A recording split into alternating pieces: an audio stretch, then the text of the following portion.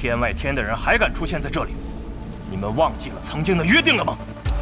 无双城的卢玉宅，想不到你们也来了。唐莲，无论我们之间怎样争抢，黄金棺材绝不能落入此人之手。那黄金棺材之内的事物，原本就属于我天外天，想拦住我？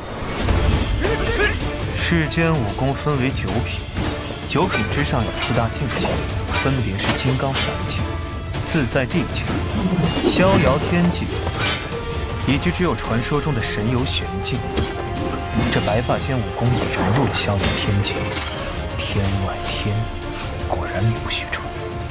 这天外天究竟什么来历？天外天的名字你可能没听过，不过他们的另外一个名字你一定知道。魔教。魔教。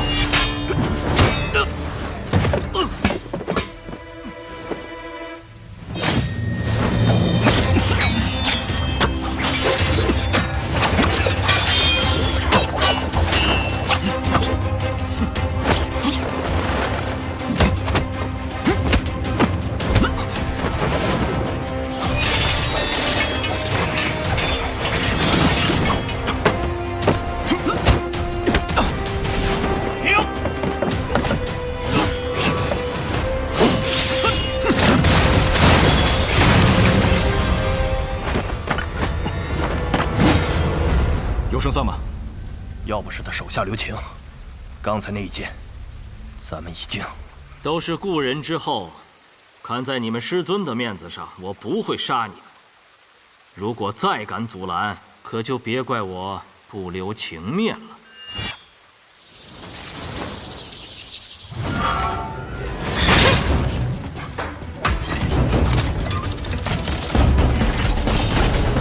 云霜！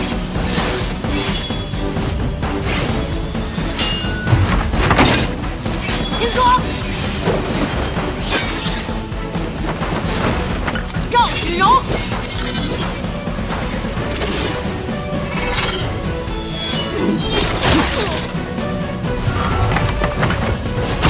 玉如意！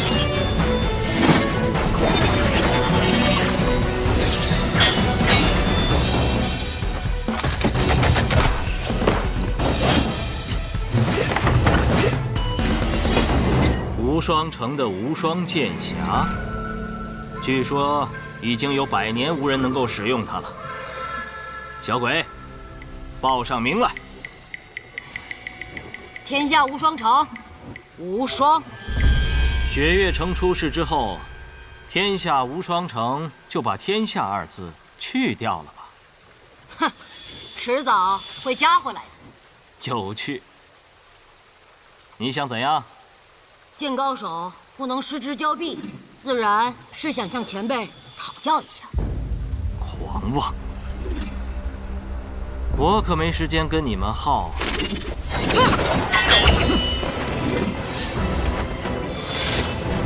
别跑！无双，回来！追！方才那白发仙说他还有同伴，我若是你，现在就去守那个棺材。还要追吗？追！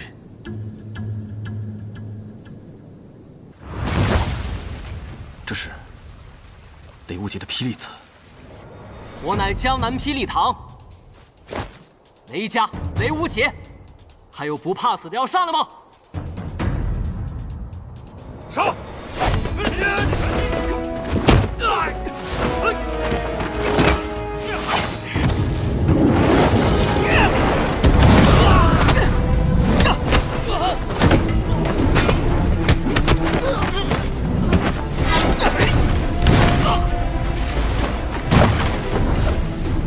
好快的速度！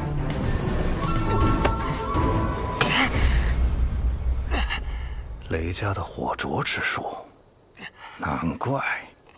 上！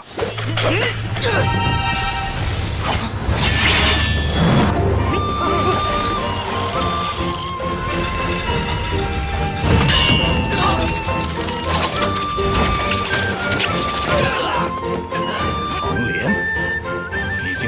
活着从里面走出来。怎么样？这功夫我也是刚练成不久，还不够熟练。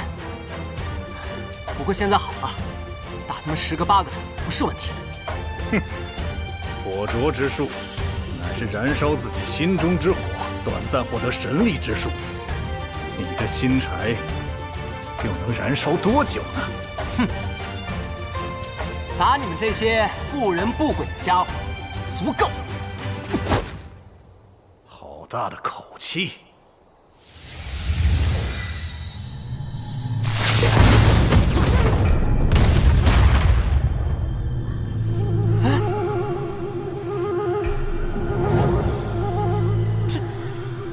这是怎么回事啊？居然是这种邪术！邪术？什么邪术？你看，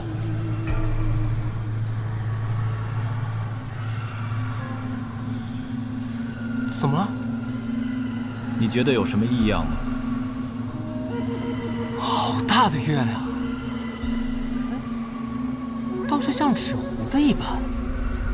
今天是22，天空中本应是一轮下弦月，怎么会出现满月？那师兄的意思是？这是孤虚之术。所谓的孤虚之术，就是一种邪门的阵法。在孤虚阵中的人，仿佛都进入了梦境一般。接下来你可就要小心了。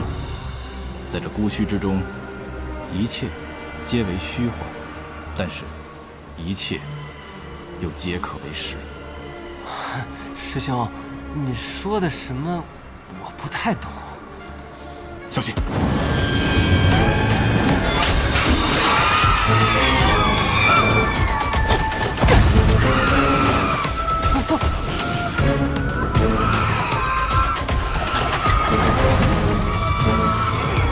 师兄，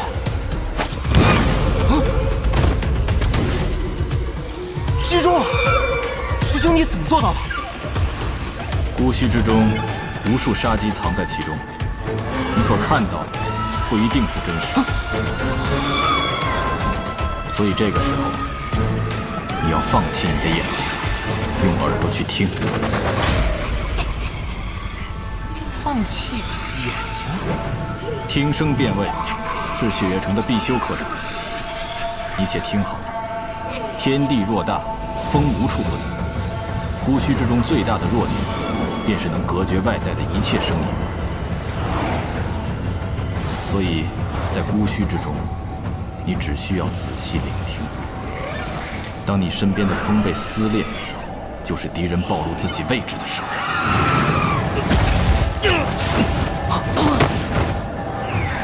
听风。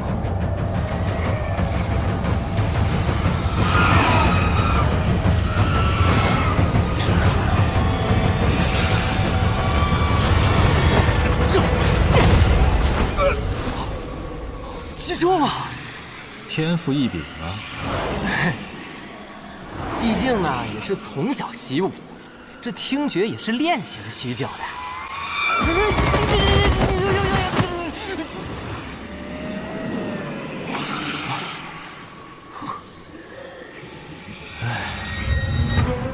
听风辨位，仗目杀人。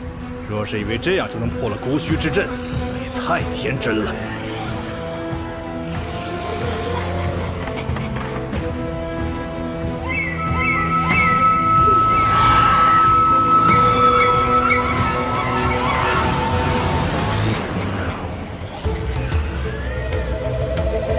我猜的果然没错，大师兄为了见天女武，一定要路过梅林庄。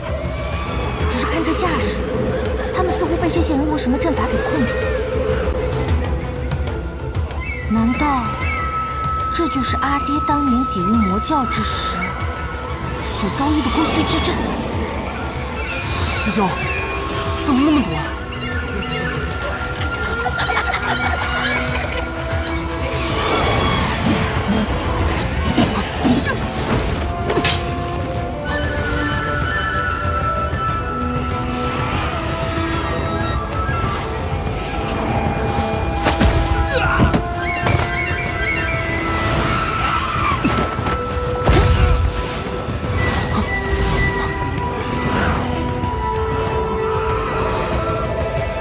现在该怎么办？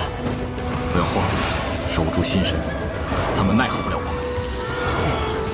只要拖住你们，等到白发仙大人回来，看你们能翻出什么花样。阿爹跟我说过，不息之阵靠的是阵法和破音的结合，只要动其一，便能破其阵。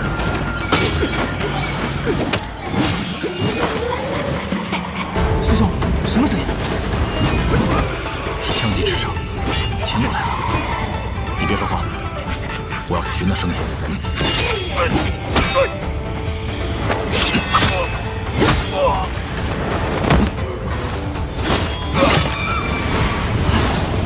阵破！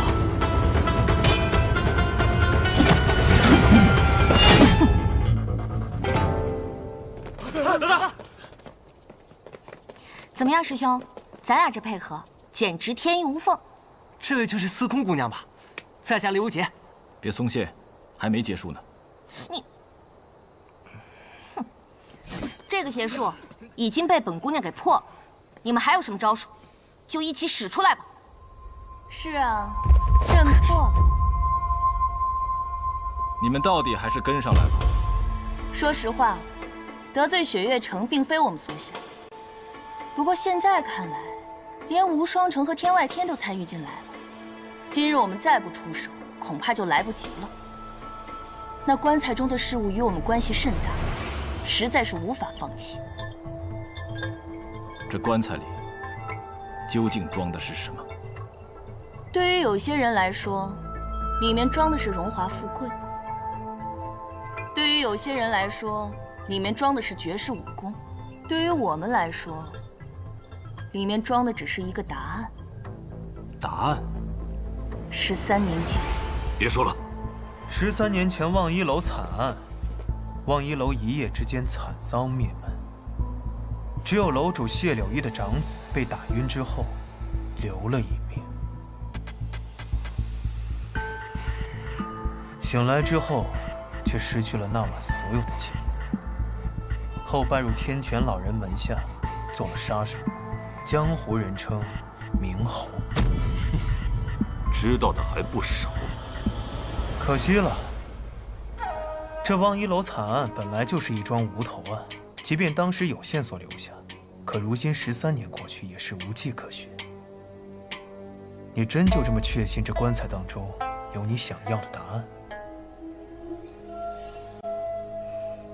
不过说实话，我对这棺材倒是越来越感兴趣了。住手！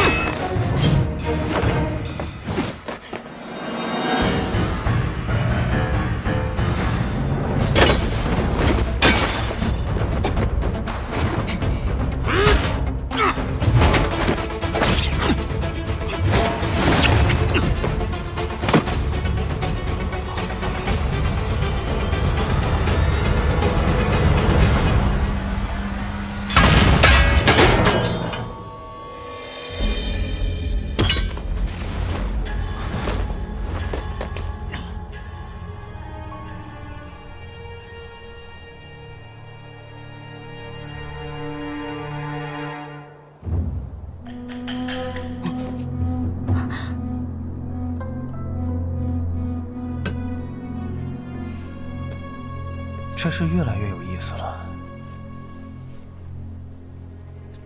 诈尸了！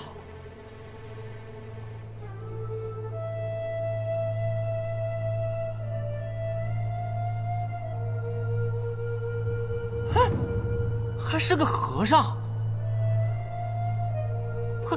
还是个活和尚。没有结巴，不是和尚。先把他带走再说。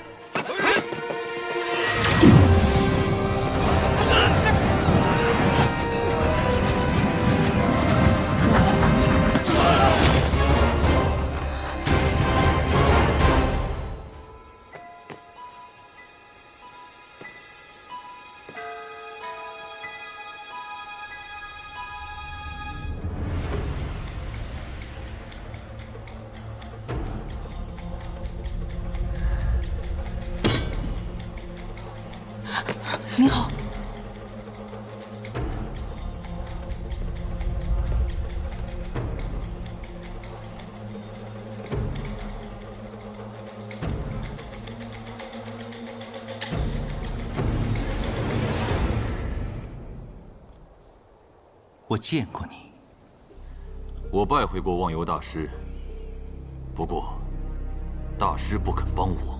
老和尚早就说过，你要的答案，不论是什么，必将成为心底之魔。忘忧大师一片苦心，在下感激。但是，知道了是心魔，不知道亦是心魔。也对。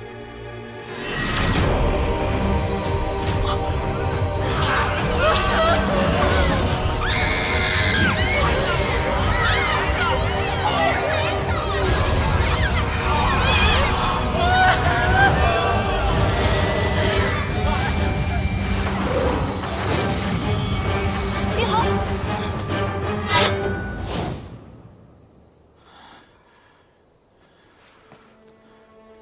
你还好吗？老和尚不愿告诉你的，吴心已经告诉你了。这是施主的劫，施主好自为之。作为报答，我们可以带大师离开这里。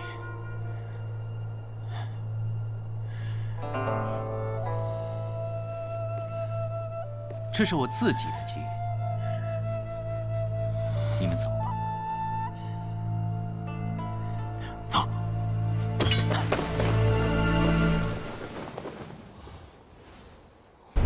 天武帝萧绎于乱世之中挥剑而起，建国北离，后国祚延绵200余年，至明德帝一朝，国力强盛，四方来拜。明德帝有一子，名萧楚河，排行第6，天纵奇才，本是太子的最佳人选。然4年之前，明德帝胞弟琅琊王涉嫌谋反，被判斩刑。萧楚河当庭为其争辩，触怒龙颜，被贬为庶人，流放青州。太子之位悬而未决，朝中其余皇子争斗不断，使得朝局动荡，天下不安。而遭到流放的萧楚河却失了行踪，多年来下落不明。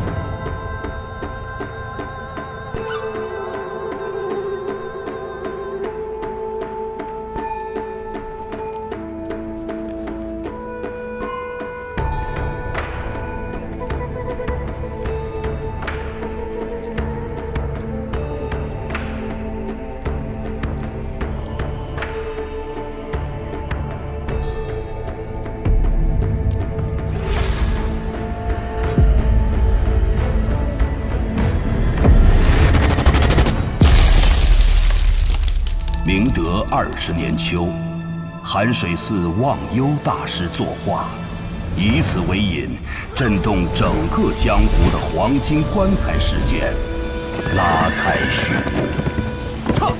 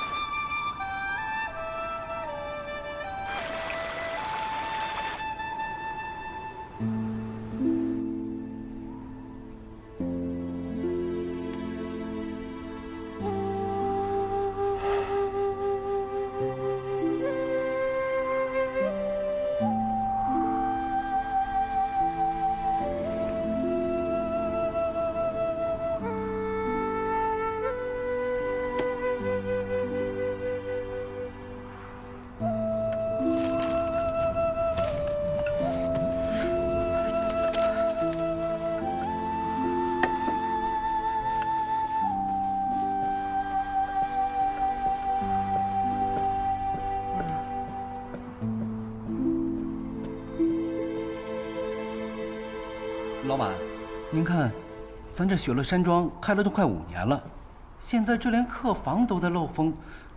您看，您要不要花些银子把这客栈给修整一下？这样还……你懂什么呀？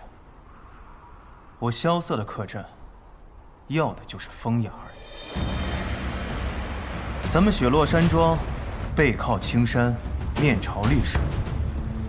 要是房间再多些颓败之感，那就更显风雅。这正是旅途中人所热衷的感觉。那是什么感觉？自然是在路上的感觉。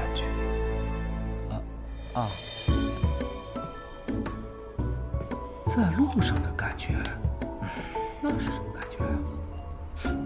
等等，老板不会想把客栈给卖了吧？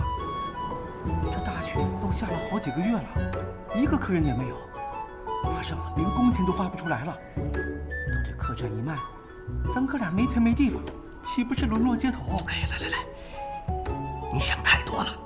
就算咱这客栈白送给人家，人家都觉得破。这再说了，这老板的境界，岂能是我们这一介俗人所能懂的？你看，雪下这么大，咱们能看到的，就是一片白茫茫。这老板呀，他能看出来意境，这就叫做文人骚客。哦，哎，你看，准备吟诗了。生意不景气啊，要不还是把客栈卖了吧。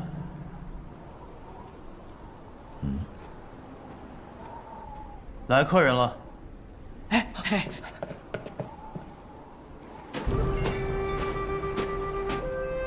这个人连棉袄都穿不起，看上去不像是有钱住店的样子。你看清楚，他穿的这身衣服红得很特别。这样的料子，除了天启城玉秀坊这样的大铺子，否则要进一批料，都得把整个店铺卖了才行。接客。好嘞。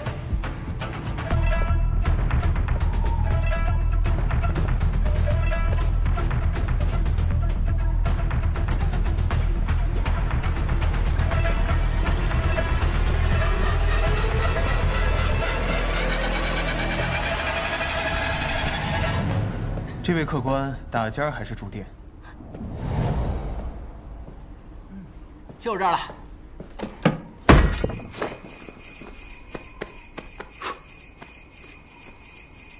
这个家伙，看上去就让人讨厌，一点礼貌都没有。不过看他的穿着打扮，定是江湖中大家族出门历练的子弟，一定很有钱。客官，您要点什么？这种客官最是爱摆阔，是时候大赚一笔了。一碗阳春面，一碗老糟烧。怎么了？您还要不要点点别的？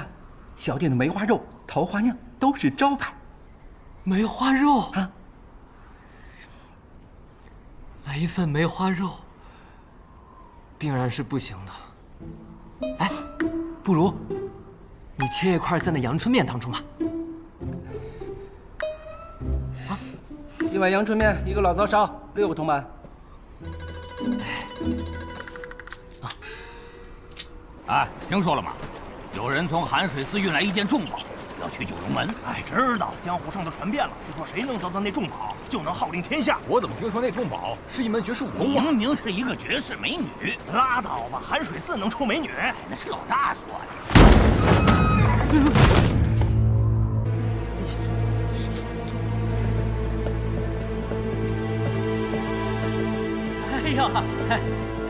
哎呀，几位客官里边坐。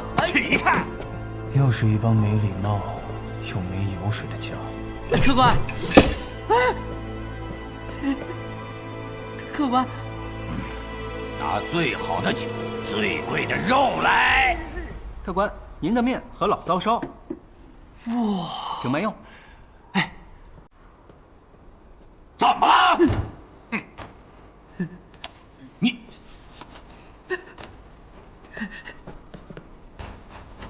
这几位客官，本店规矩，先收钱再上菜，所以各位到底是要几斤肉、几两酒，还是提前说好？你是谁啊？在下萧瑟，是这雪落山中的老板。哼，我没钱。哦，但是你一定有钱。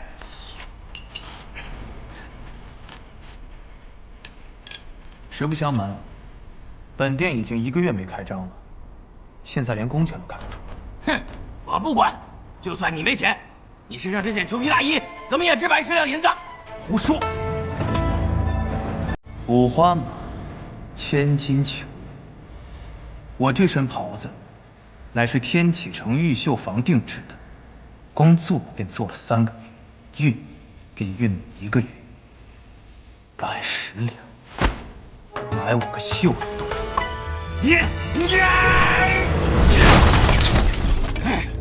哼！我说你小子，到底听没听懂我说话？2两银子。什么2两银子？我说这桌子，2两银子。你小子，老子今天是来打劫的，不是来打尖的。给我来上好的酒，上好的肉，再把值钱的东西交出来，要不然我杀了你的人，烧了你的店。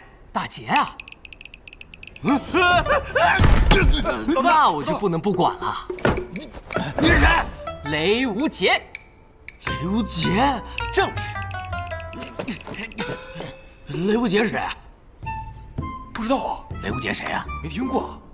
江湖中有这号人吗？我初涉江湖，你们自然不知道我的名字。不过，没关系，很快我的名字便会名震。什么无名之辈？给我上！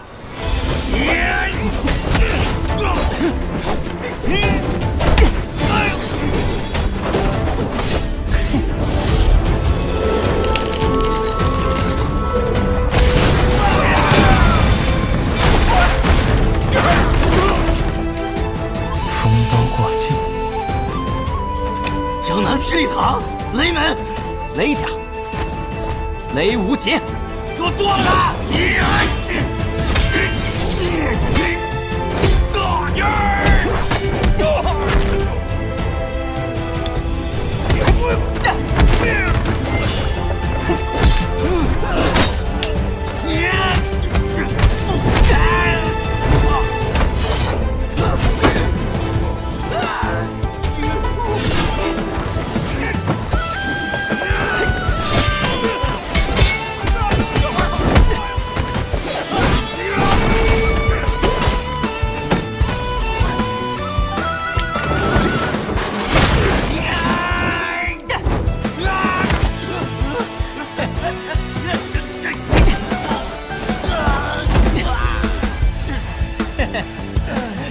这可是我的无方拳法，当然，我还有更厉害的东西。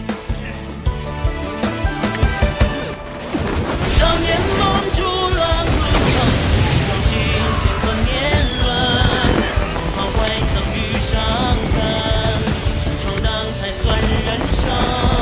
方寸间棱角激昂青春，它是我岁月风刃。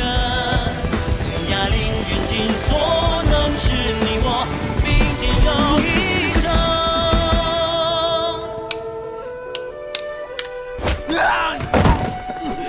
怎样？现在可知道我是谁了？还不快滚！快走！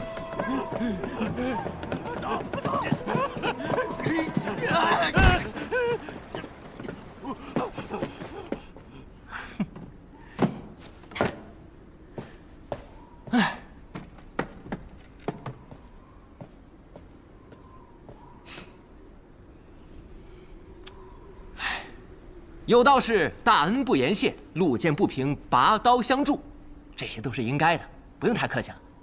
我还急着赶路，还望后会有期。大恩不言谢，拔刀相助。那当然，哎，要不是我，那帮大汉早就砸了你的店，搞不好你们连命都没了。这难道不是大恩？你看看我这店，跟被砸了有什么两样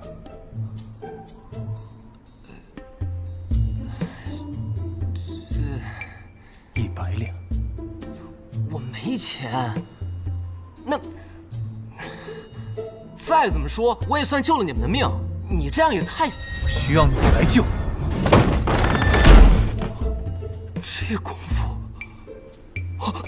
，100两。我真没钱。没钱？但我马上就会有钱的。我要去一个地方，到了那地方便会有钱。什么地方？雪月城。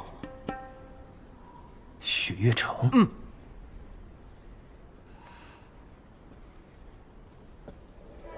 雪月城被尊为江湖第1城，其实是几大世家门派组成的联盟。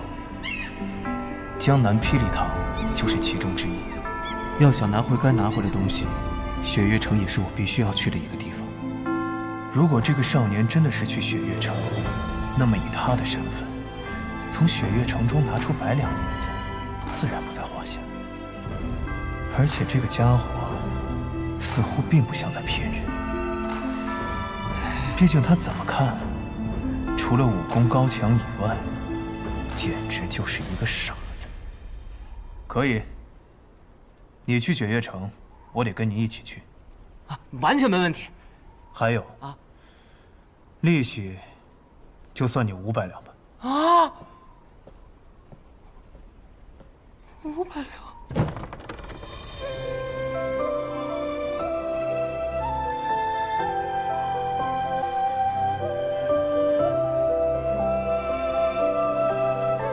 也是好多年没出去了。雪月城的几位城主，我们也该见面，聊一聊当年的事。绿蚁新醅酒，红泥小火炉。晚来天欲雪，能饮一杯无。兄台好雅兴，这酒我们可以喝，但马车上的东西你可得留下。哦，你们可知道这辆马车里头装的是什么？哼，不外乎金银财宝。你们这样说，倒也未尝不可。少废话，乖乖的把东西交出来，不然的话，这大雪天的，你们跟了我一路，实在是过于辛苦。但是你们要的东西，注定是拿不到。我想，还是请你们喝了这杯酒，然后。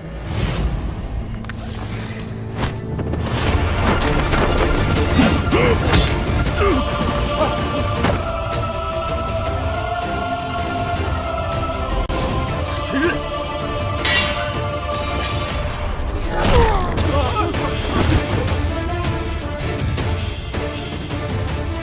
派你们来的人，或许没有告诉你我究竟是谁。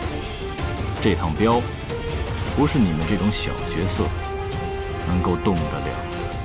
你是蜀中唐门的人。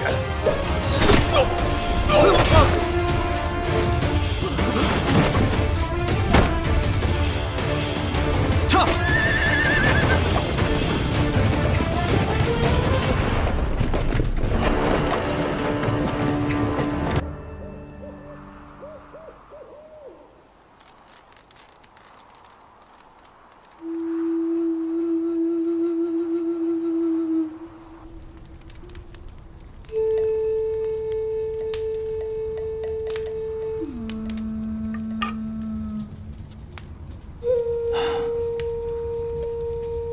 师尊这次托运的是什么？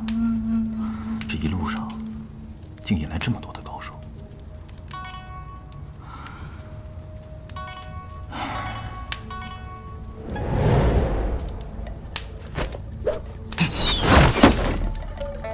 谁？雪月城唐莲。你知道我的名字？我们还会再见的。站住！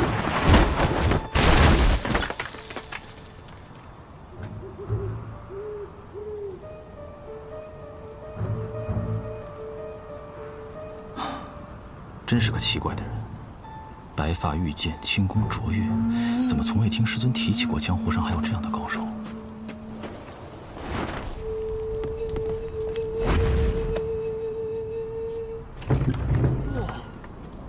太大了，都不知什么时候才能消的。还好我的马是千里挑一的神骏，不然咱们都得被这场雪给埋了。不，你这一路都在说你的马好，你是卖马的吗？少废话，进去生个火。装模作样。哦，哼，哎，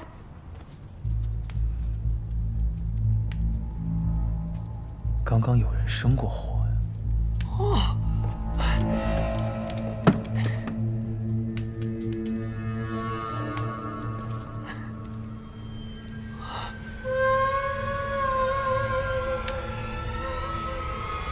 太好了，这下方便了，我还怕那柴火太湿，怎么都点不着呢。莫非只是2个寻常的赶路人？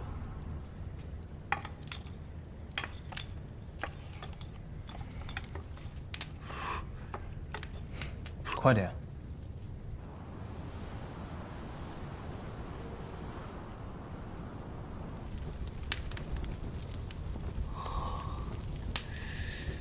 刘无节，哎，你说带我去雪月城，可这一路上你已经走错2次方向了。你确定这次路是对的？其实我也是第1次去雪月城，不过我发誓，这次一定是对的。他姓雷，莫非来自江南霹雳堂雷家？可是雷无节这个名字，却从没听人说过。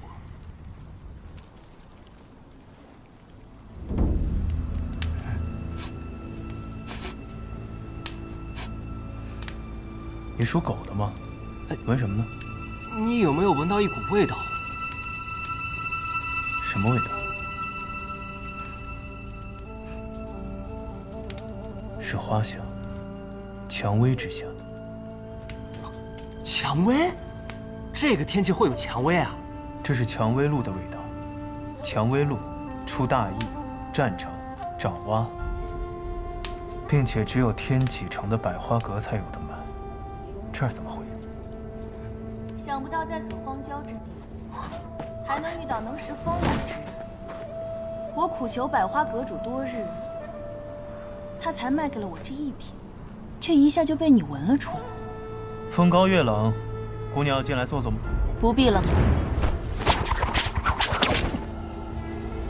这是越期笑宋帖，明侯怒杀人。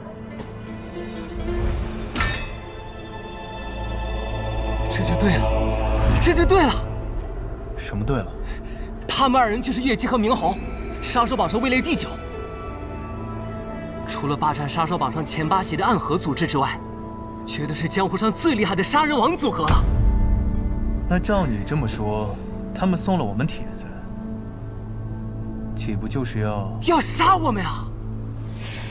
你兴奋个什么劲儿？其实帖子是送给里面另一位朋友的，只不过我们的规矩就是接了帖子的都得死，所以今夜2位的命就都一同留在这儿吧。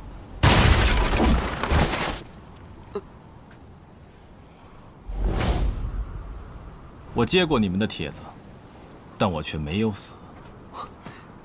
敢问这位兄台？唐莲，所以我们这不又赶来杀你了吗？唐莲，你是唐莲，雪月城首席大弟子唐莲。哎，那这样说起来，你就是我的大师兄了。我雷无节，我是从江南霹雳堂雷家堡来的。我也是雪月城的，小心！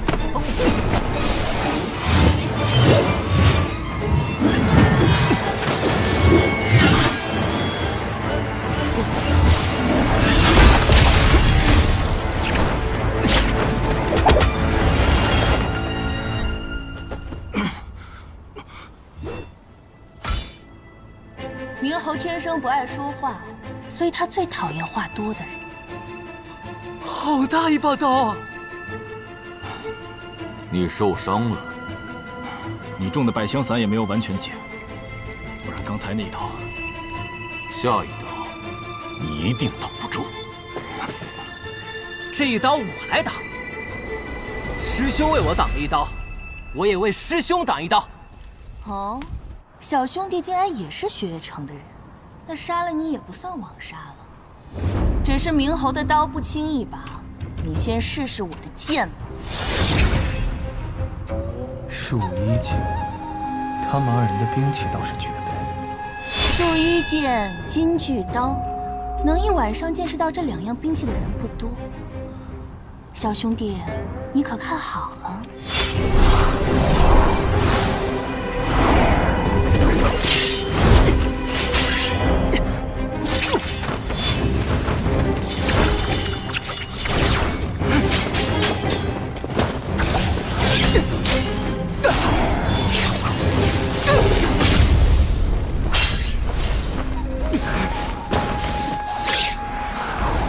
素闻江南霹雳堂雷家火器天下第一，却没想到小兄弟的内力也如此惊人，竟能赤手握住我的树衣剑。哼，你的剑我见过了，可我的拳你还没见过呢。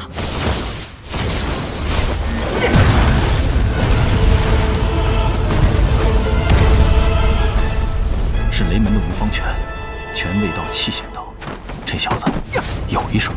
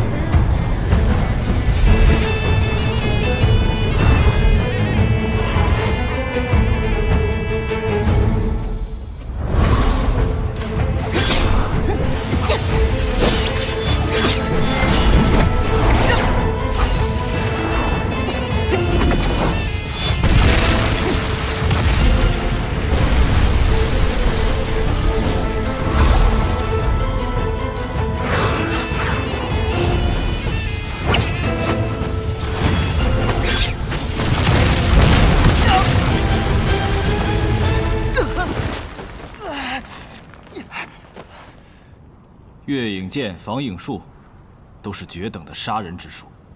再绝等的杀人之术，没有杀掉该杀的人，也是没有用的。我输了，刚才那局是你胜了。小兄弟说笑了，我们杀手没有输赢，只有生死。想到初入江湖就能遇到这样的对手，是我刘维杰的幸运。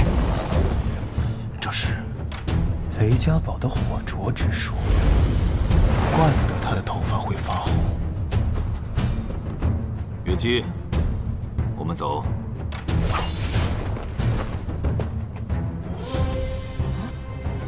喂，你怎么说走就走啊？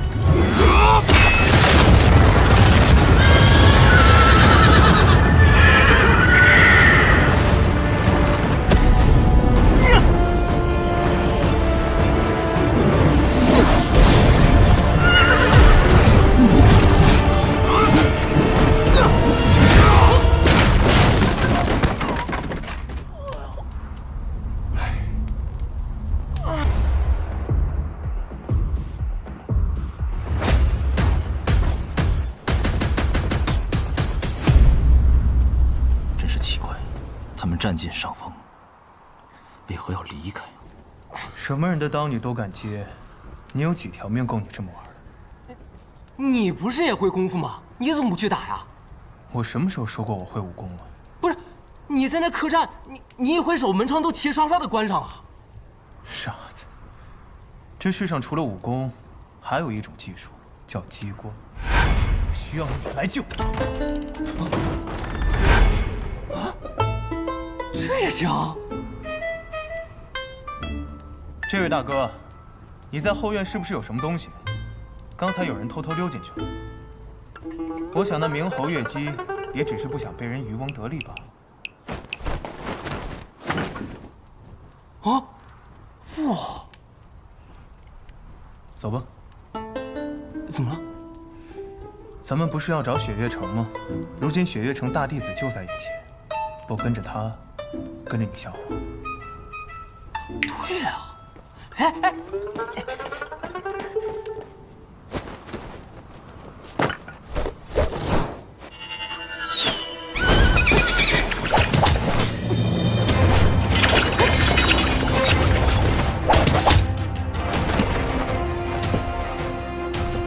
上不得台面的家伙，只敢做些偷鸡摸狗之事。唐莲，你给我说清楚了，谁是上不得台面的家伙？报告大师兄！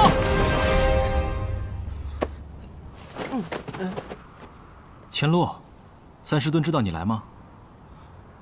你不会又是偷跑出来？谁说的？我就是出来游历江湖，恰好路经此地。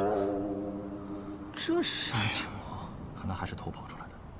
我现在有任务脱不开身，只好传书给三师尊，让他把你领回去。唐莲，你敢？哎呀，大师兄！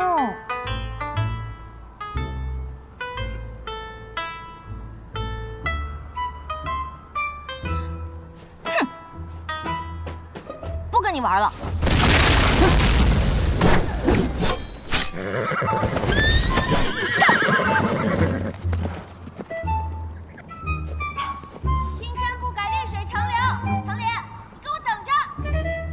刚才那位是司空千洛，姓司空，莫不是强仙司空长风之女？正是我三师尊的女儿，雪月城的大小姐。哦，那还真是让人出乎意料。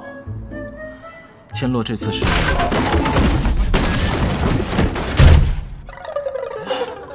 真的是有些过分了。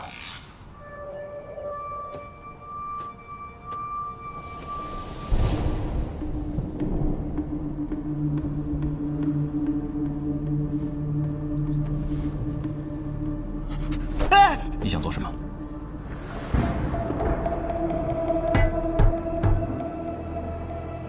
听声音准没错，纯金的。纯金的？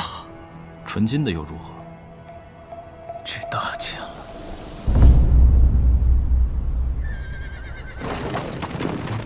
恰！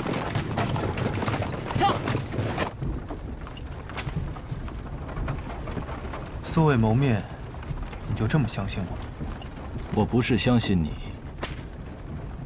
我只相信他。这一点我倒是认同你的判断，毕竟这家伙除了武功好，就没有脑子。骗人这种事，他确实干不出来。那你呢？我把我最好的2匹夜北马拿来给你拉货，你还不信我？师兄，别理他，他就是个马贩子。这一路上除了听他夸他马好以外，就没听过他说别的话。雷兄弟，你暂时没有拜入师门，师兄这2字，我想你可以不用叫得这么着急。哎，好的，师兄。所以你真的不知道这棺材里装的是什么？师尊并没有告诉我，他只是让我把它运到碧罗城的九龙门。另外，和我说了一句话。什么话？千万不要试图打开这具棺材。恰！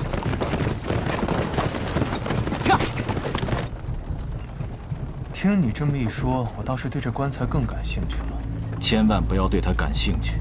我这一路上遇了10几波杀手，那么多人对里面的东西感兴趣，拥有它是一件很危险的事情。所以你这一身的伤是那些杀手？只是月姬和明侯，其他的不过是一些……其实关于这黄金棺材的传闻，我倒是听过一些。你都知道些什么？别这样看着我呀！这种传闻已经在江湖上传开了，说什么的都有。大致就是，有人从寒水寺运送黄金棺材去边境，棺材里装着的是数不尽的财富，还有足以称霸江湖的武功秘籍。你相信？原本我不信，直到我后来发现，运送这黄金棺材的竟然是雪月城大弟子唐莲。那又如何？其实像这种传闻能传遍江湖啊，自然是有人背后推波助澜。不过像明侯月姬这样的杀手，显然是做不到的。相信你也听说了，几个月前寒水寺忘忧大师的事情。我猜这棺材内8成就是忘忧大师的尸首。只是为什么这么多人想要得到它？你究竟是谁？我只是一个消息比较灵通的客栈老板。所以我们到底要去哪儿？直奔九龙门吗？三顾城，美人庄。美人三顾：一顾倾人城，再顾倾人国，三顾倾我心。三顾城是前往碧罗城的必经之地，每年都会有大批的商人经过这里，其中不乏1掷千金的豪客。而美人庄则是城内最大的销情窟，这里不仅是温柔乡，还是北离境内数1数2的赌场。可惜啊，雷无绝那小子还守着马车，不然真该带他来这儿见见世面。美人庄是这三顾城里最大的青楼，能来这里都是豪客中的豪客。他们的赌局太大，没办法用普通的金钱计算，所以这里的赌局都是用这种成筐的明珠。既然来都来了，不如我们也去赌一局。哈，我可没有钱。怎么没有？咱们可是有一口纯金打造的棺材。闭嘴！我警告你，别打这个主意。我们来这里是为了寻找接头人的，必须丝毫不引人注意。是天明蕊。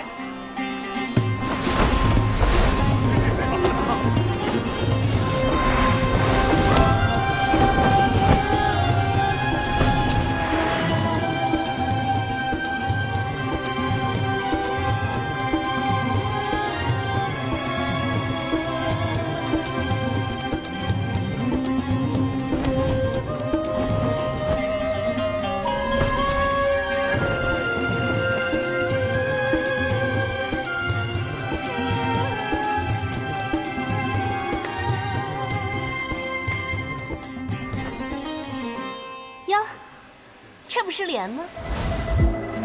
你不是说不能引起别人注意吗？可是现在你看看，整个美人庄，所有人都盯着我们呢。蕊，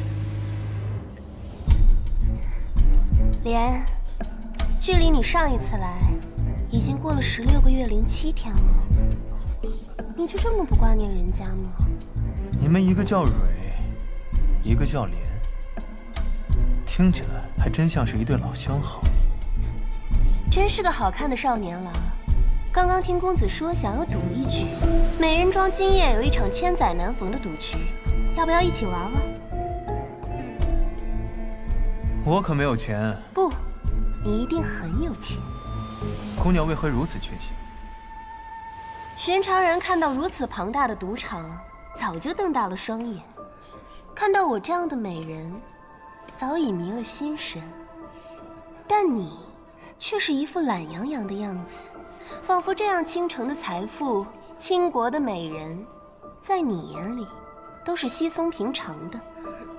你说，你是不是很有钱？蕊，现在不是说这个的时候。你的接头人至今也没来，但东西已经准备好了。你要小心，这几天不断有顶级的杀手为了那件东西涌入三顾城，他们中有很多人不好对付。公子还想赌吗？我有一座山庄，名叫雪落，大概值10匣这样的珠子。不知姑娘可愿先借我一匹？好说。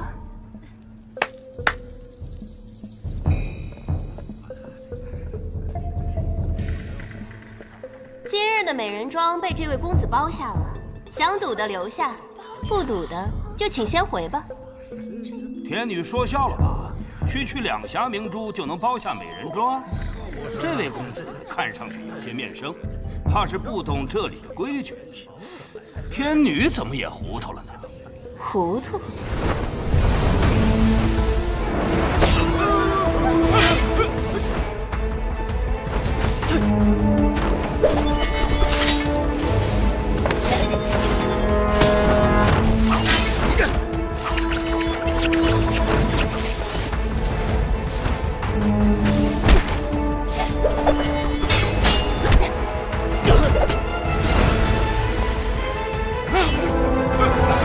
不是在家做错何事？好了，我也就是吓吓你。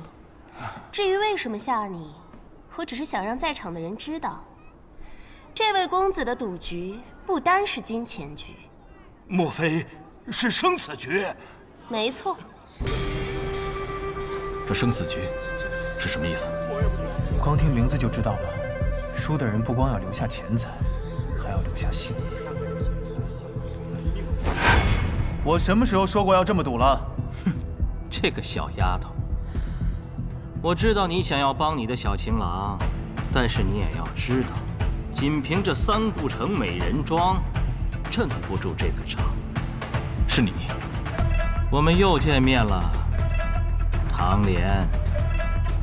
不过这小丫头说的也对，愿意入局的留下，其余的人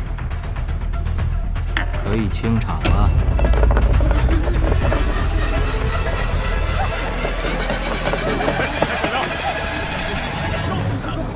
有趣，这些人连黄金棺材装的是什么都不清楚，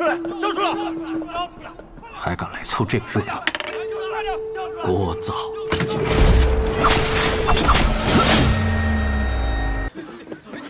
有趣，这些人连那黄金棺材里装的是什么都不清楚，还敢来凑这个热闹。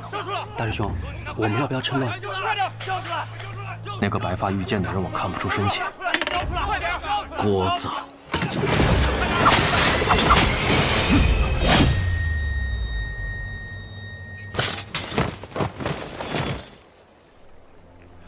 大师兄，你刚才看清他出剑了吗？我只数到了第3剑，之后就完全看不清了。这2天清理了许多杂鱼，想不到漏网的还有这么多。恐怕我和唐莲都不是此人对手。要想对付他的话，这些天虽然远离3顾城的人很多，但是离奇消失的人也很多。为了给唐公子省些麻烦，多余的人已经帮唐公子去除了。说的可真好听。不过就是先把和我抢的人杀了，再来和你抢。哼，也是这个道理。看来你也是为了那口棺材来的，那是雪月城的东西。看来你并不知道自己护送的是什么，那并不属于雪月城。你知道里面是什么？那是自然。阁下或许弄错了。现在美人庄内最重要的事情，乃是在下的赌局。若阁下不感兴趣，便请移步吧。赌局？生死局。哼，我是一名剑客，掌握我生死的只有剑，而不是几个头子。不过今晚我倒是有兴趣陪2位玩玩这个游戏。如果2位赢了，我就再给2位1夜的时间去逃。看来你真的很自信。自不自信的，赌博就知道了。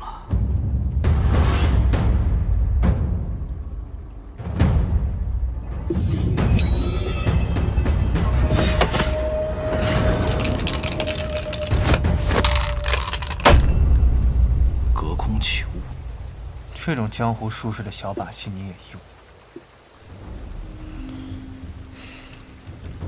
怎么？过来呀！你们雪月城的人脑子里面除了打打杀杀就没别的事了。一局定输赢，你们赢了我走，我赢了把东西留下。听上去倒是很公平。我曾经在天启城的千金台，连着跟人赌了3天3夜，最后还赢下一座城池，你可相信？耳听为虚，眼见为实。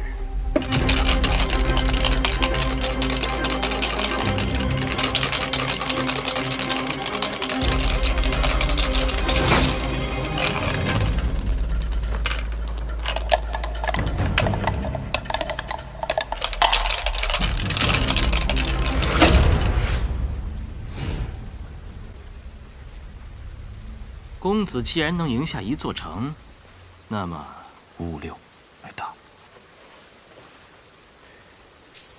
所以你们这些江湖人啊，就是没有情趣。所谓赌局，最好玩的乃是一个“赌”字。可若是提前就把结果都料到了，那这赌局还有什么意义呢？那你说，压什么？我赌556。到。你，好。压定离手。不好。随空时，中招的人外表毫无伤痕，五脏六腑却会被全部震碎。这头中里的头子恐怕已经……当然不好。既然是赌局，哪有那么容易？公子要改吗？改。所谓赌局必胜之法，就是相信自己会赢。只要坚信自己会赢，那就一定会赢。开！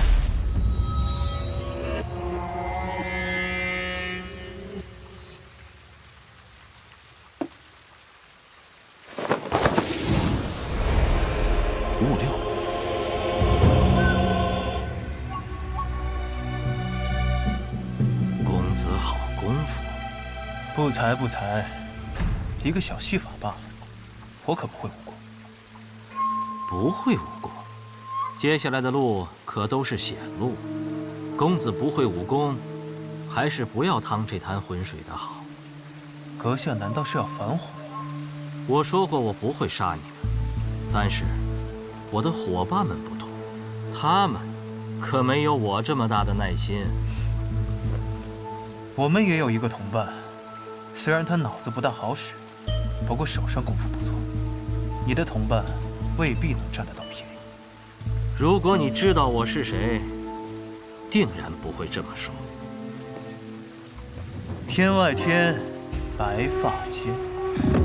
天外天，若是在12年前，这确实是一个镇得住的名字。你是谁？你怎认得我？知道你们的人不多，但总归有人知道。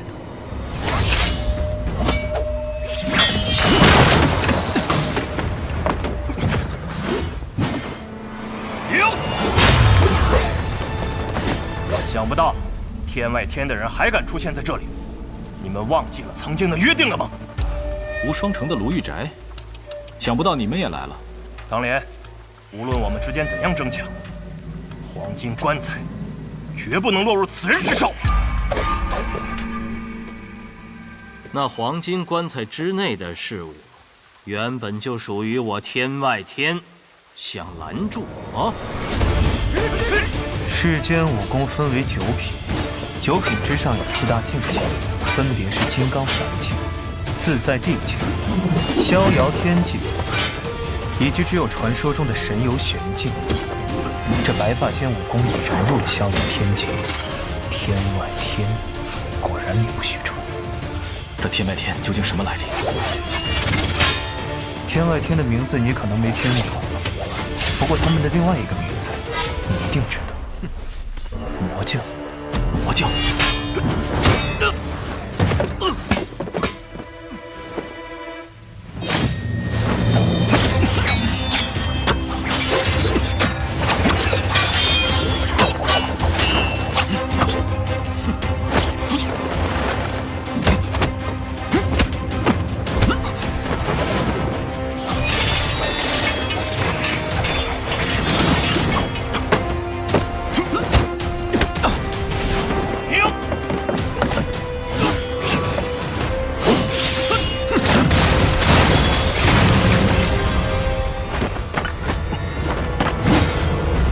胜算吗？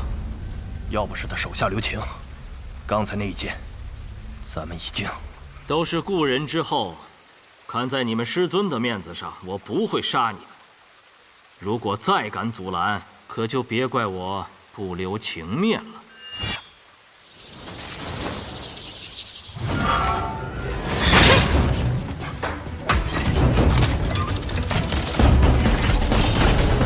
云霜，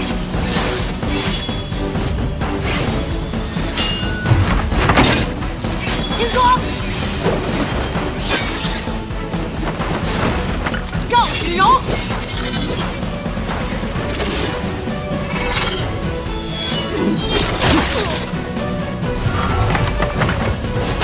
月如印。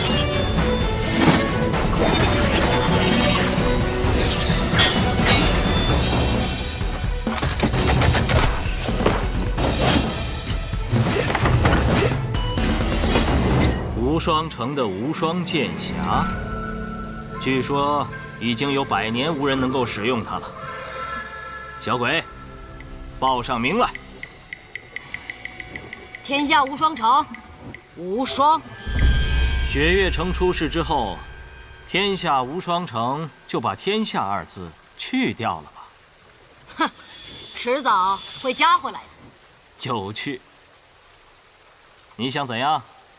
见高手不能失之交臂，自然是想向前辈讨教一下。狂妄！我可没时间跟你们耗。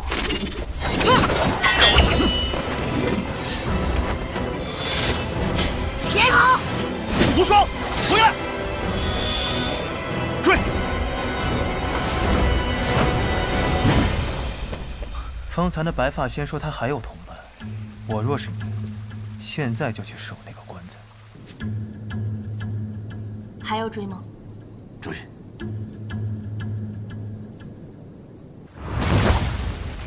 这是雷无极的霹雳刺。我乃江南霹雳堂雷家雷无极，还有不怕死的要上的吗？上！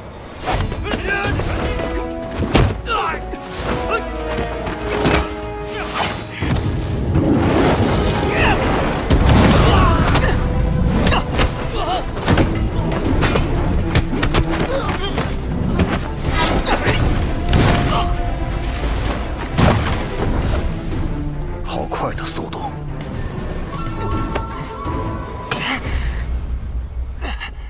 雷家的火灼之术，难怪。上！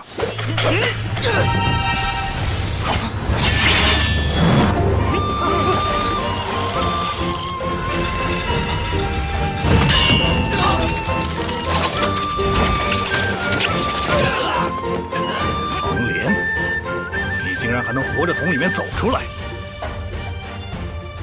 怎么样？这功夫我也是刚练成不久，还不够熟练。不过现在好了，打他们10个8个的不是问题。哼，火灼之术，乃是燃烧自己心中之火，短暂获得神力之术。你的心柴又能燃烧多久呢？哼，打你们这些不人不鬼的家伙，足够。好大的口气！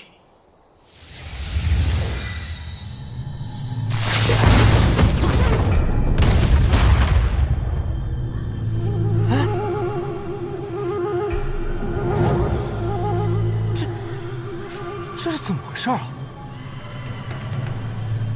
居然是这种邪术！邪术？什么邪术？你看，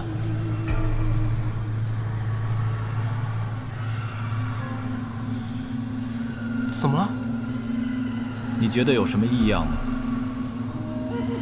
好大的月亮，倒是像纸糊的一般。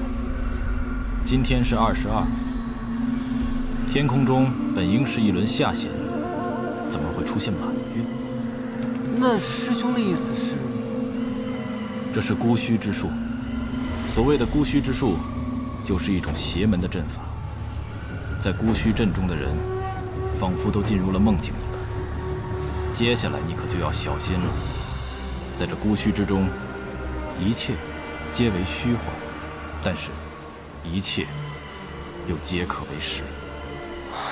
师兄，你说的什么？我不太懂。小心！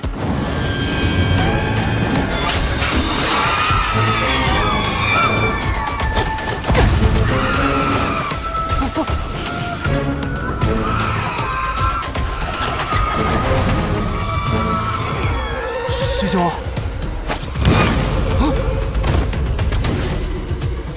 击中了！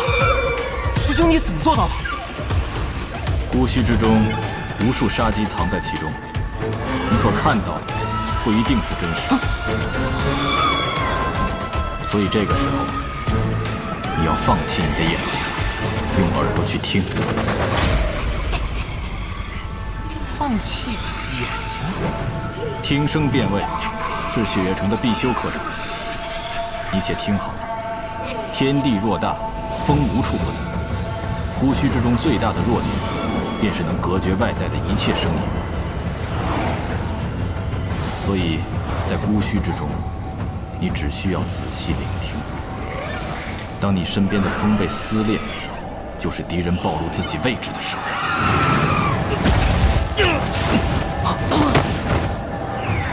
听风。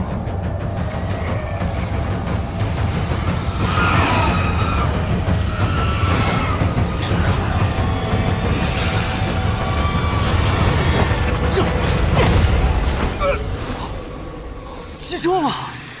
天赋异禀啊！毕竟呢，也是从小习武，这听觉也是练习了许久的。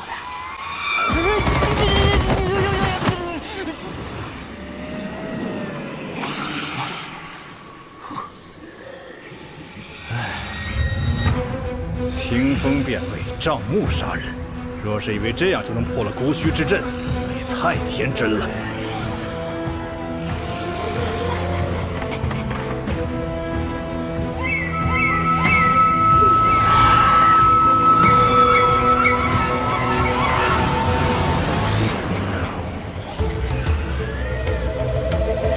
我猜的果然没错，大师兄为了见天女羽，一定要路过梅林庄。只是看这架势，他们似乎被这些人用什么阵法给困住了。难道这就是阿爹当年抵御魔教之时所遭遇的孤虚之阵？师兄，怎么那么多啊？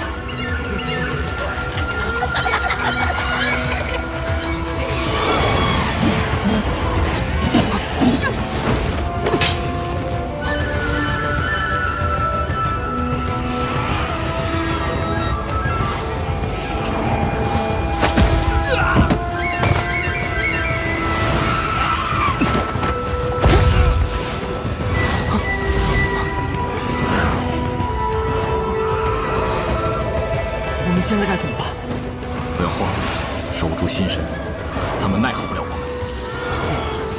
只要拖住你们，等到白发仙大人回来，看你们能翻出什么花样。阿爹跟我说过，孤虚之阵靠的是阵法和破音的结合，只要断其一，便能破其阵。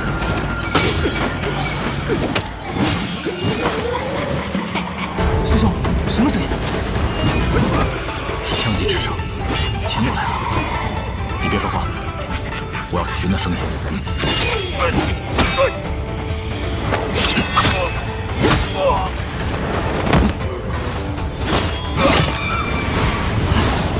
阵破！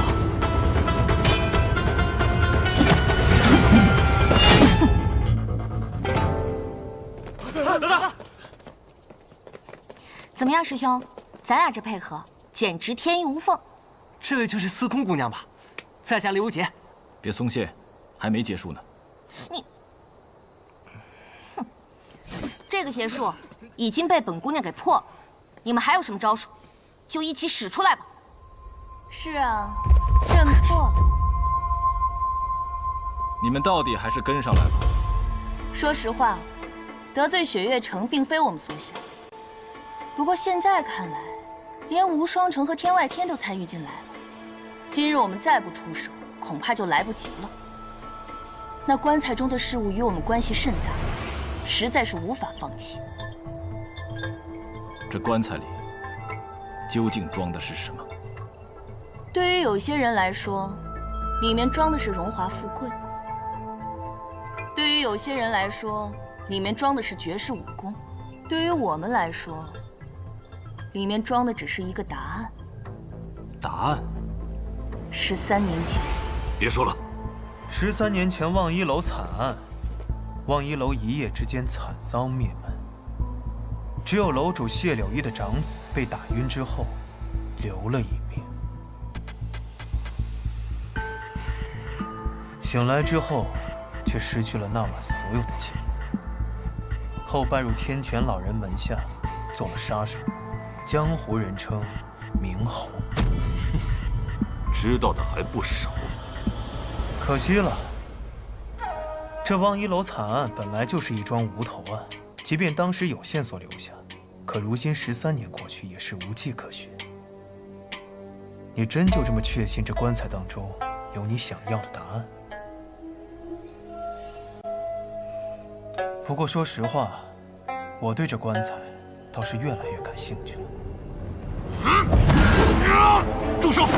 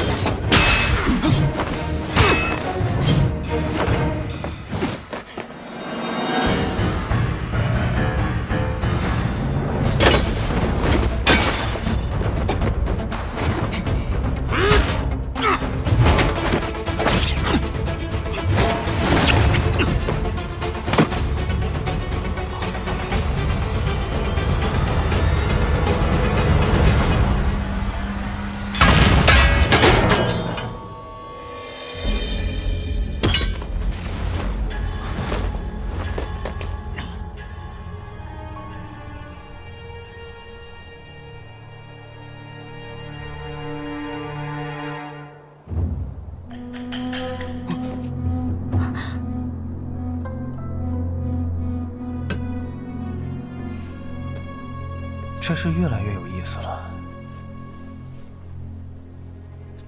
诈尸了！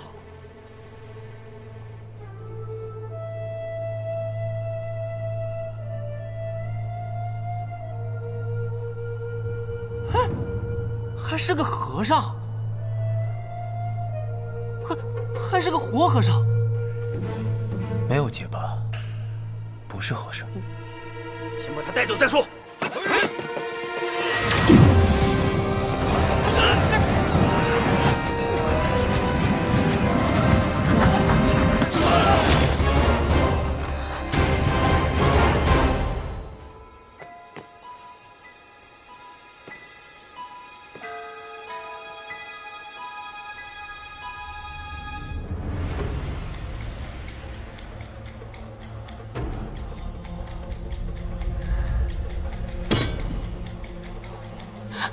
明侯，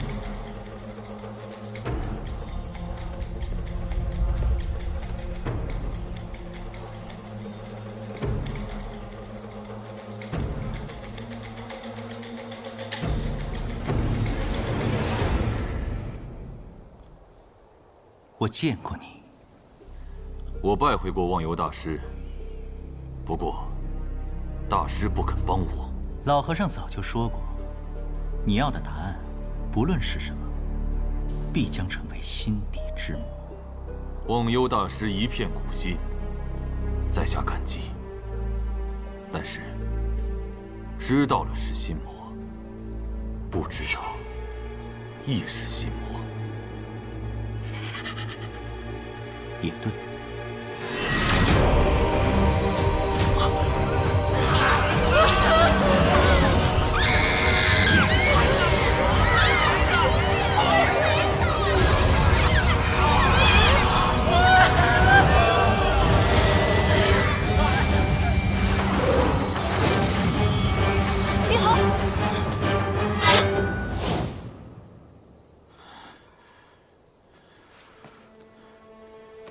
吗？老和尚不愿告诉你的，吴心已经告诉你了。这是施主的劫，施主好自为之。作为报答，我们可以带大师离开这里。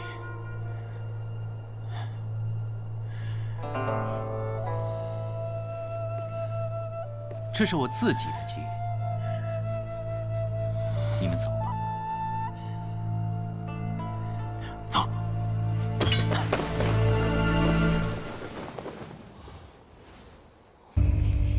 无双，无双，无双，无双，无双，无双，无双，无双，无双，无双，无双，无双，大师兄，无双，快过来！无双，无双剑侠，这怎么会这样？师弟他不会。师兄，师兄，怎么会这样？怎么会这样啊？我怎么跟城主交代啊？都怪我，师兄，都是我逞强，把无双师弟给害死了。我的师弟啊，师弟！哎，你们怎么来了？哦，那家伙跑太快了，我追累了就睡着了。我打死你！我打死你！我打死你！大师兄，你松开！你松开我！你冷静点，大师兄。我过来，冷静，过来！冷静。罢了，此人武功极高，一不小心就把你弄死，没事就好。那咱们现在干嘛？就算现在再回那美人庄，也够呛能抢到那东西了。先行撤退，从长计议吧。走。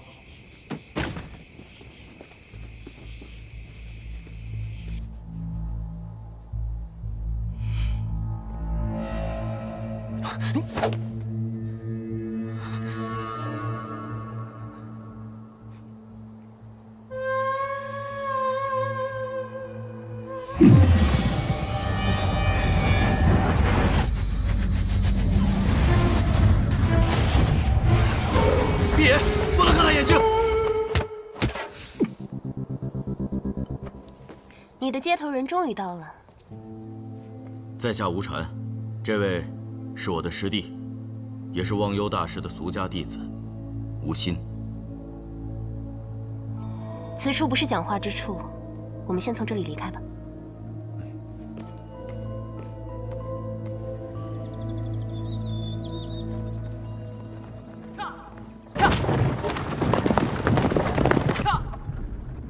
莲，你不是最喜欢吃桂花糕了吗？这是怎么了？我喂你。有人在，别闹。假正经。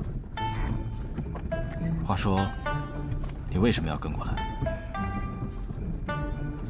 我看上这位公子了，不行吗？对了，唐莲，我收到来信，雪月城受九龙门托付，派了你来护送师弟与我碰面，并未提及这几位朋友。请问他们是？这位是枪仙司空长风之女，司空千落。在下江南霹雳堂雷家雷无极。我只是个小客栈的老板，同外面那个雷门的小兄弟一同去雪月城办点事情。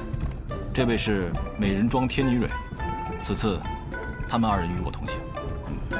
那你的师弟为什么会躺在黄金棺材里啊？这黄金棺材乃寒水寺镇寺之宝，可压制所躺入之人的浑身内力。压制？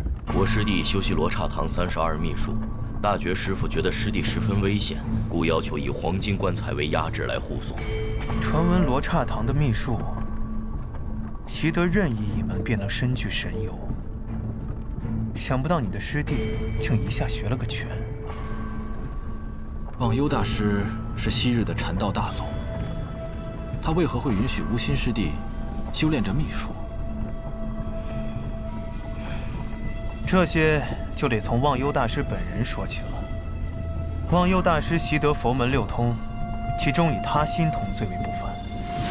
传闻去寒水寺参拜的香客，只需注视忘忧一眼，无需言语，自省心中罪恶。这么厉害，都不用说话的。他心通修炼至极致，能一眼看透人的内心，改变人的内心，是以佛法度人。不过就在几个月前，忘忧大师却忽然圆寂了。江湖传言，忘忧大师圆寂之后，尸体倒地为尘，瞬间灰飞烟灭。传言并没有错。为何突然圆寂了呀？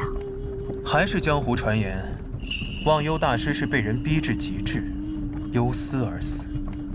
这位兄弟知道的很多。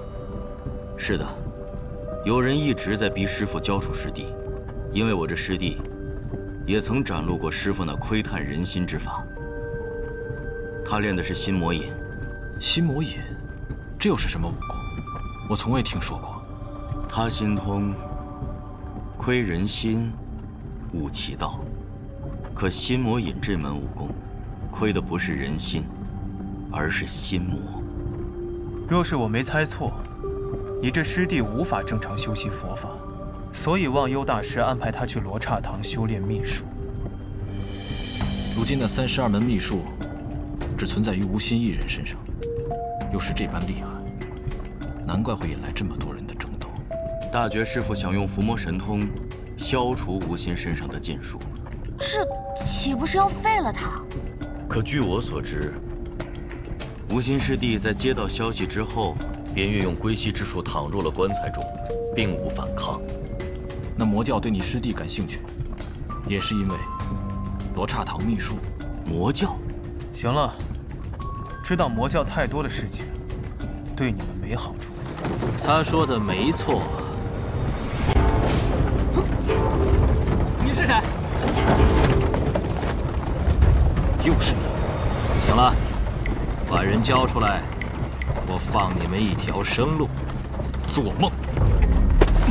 师兄，我来帮你。看好我师弟。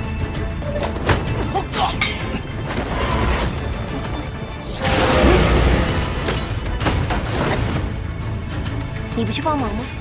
我又不会武功，看好无心。那白发仙的武功已入了逍遥天境，又岂是你们几个能讨得到好的？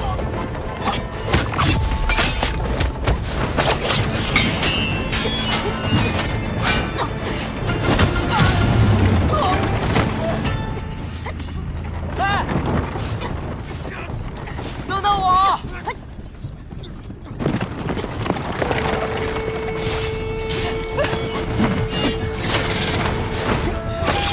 哎，等等我，我还没上去呢。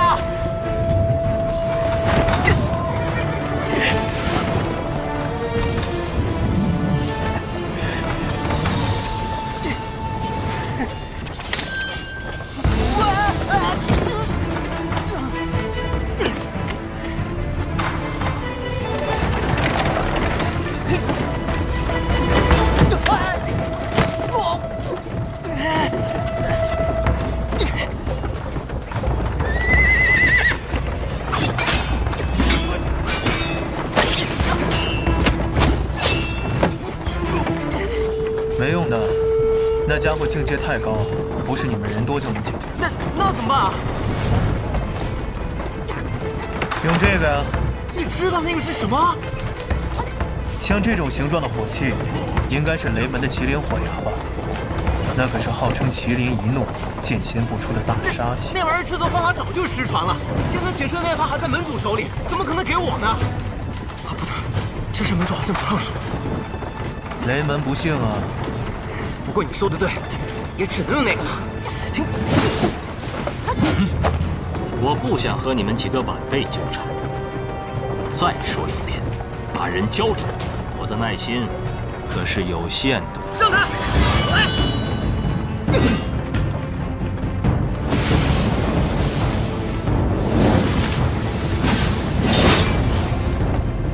想不到居然是这样。剑，雷门不是明令禁止门内弟子练剑的吗？这难道就是杀戮剑？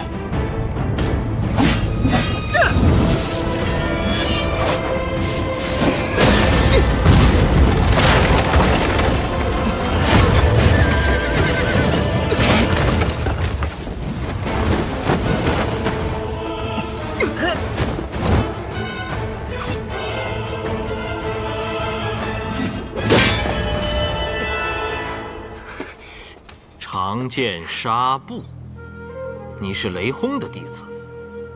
好啊，一个个的当真以为我不敢杀你们。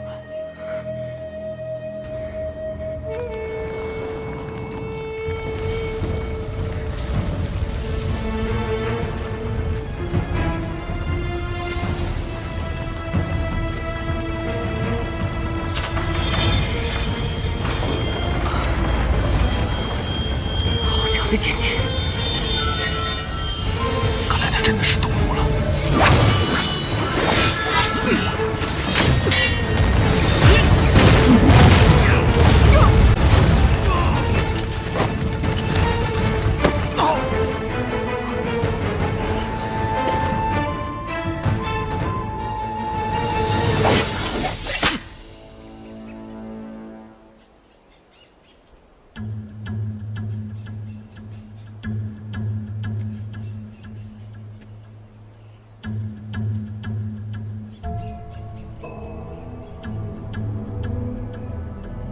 香，实在是太香了。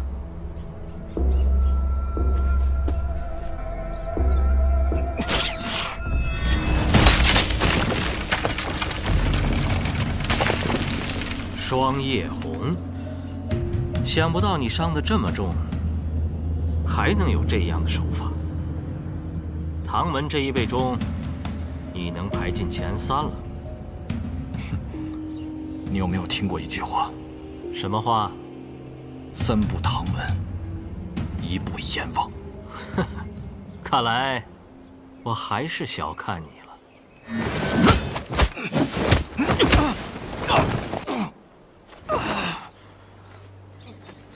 你们还有谁想来？还有我。不想落个终身残疾的话，别起来。喂，你还能不能站起来？别看了，只有你能听到。如果你还有一点力气的话，那就站到我的面前来。还看什么？再看那个白头发的家伙就要把我带走了，赶紧的，站到我的面前来。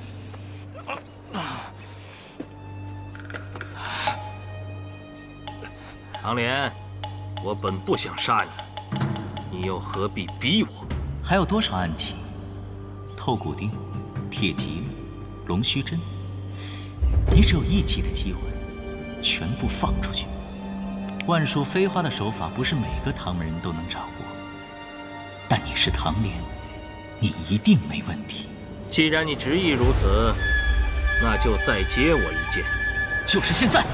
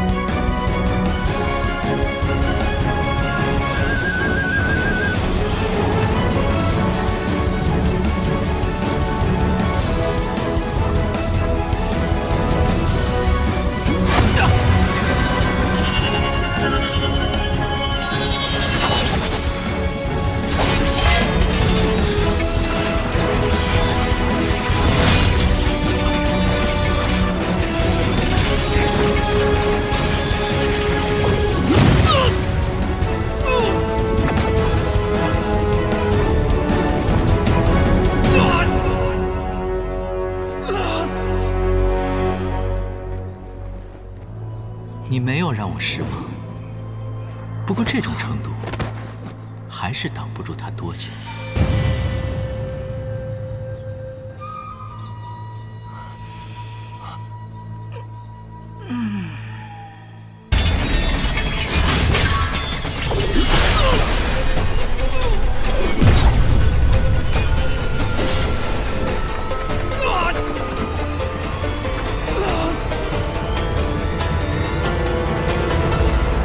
你没有让我失望，不过这种程度还是挡不住他多久。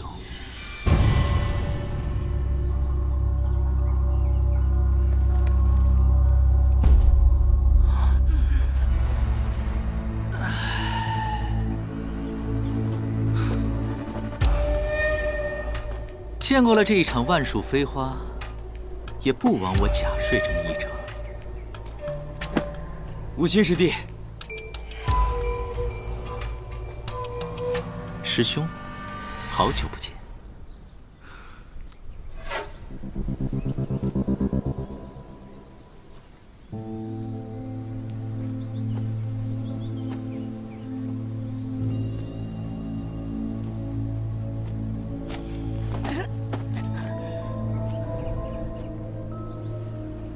在下想去一个地方，不知这位小友可愿陪在下一同前往？不行。口是心非。你干什么？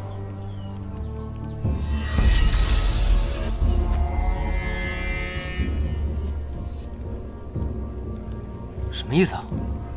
看来这位小友也愿意一同前往。真是太好了！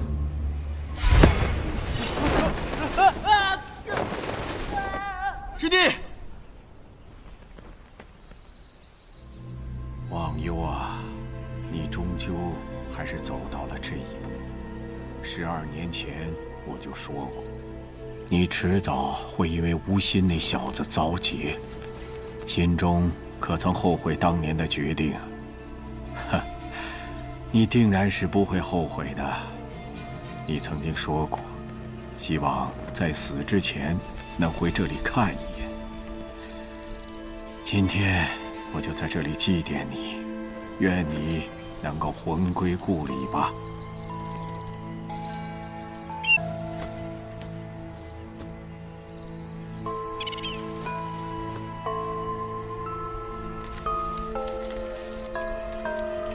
小色，咱们师徒也该见一面了。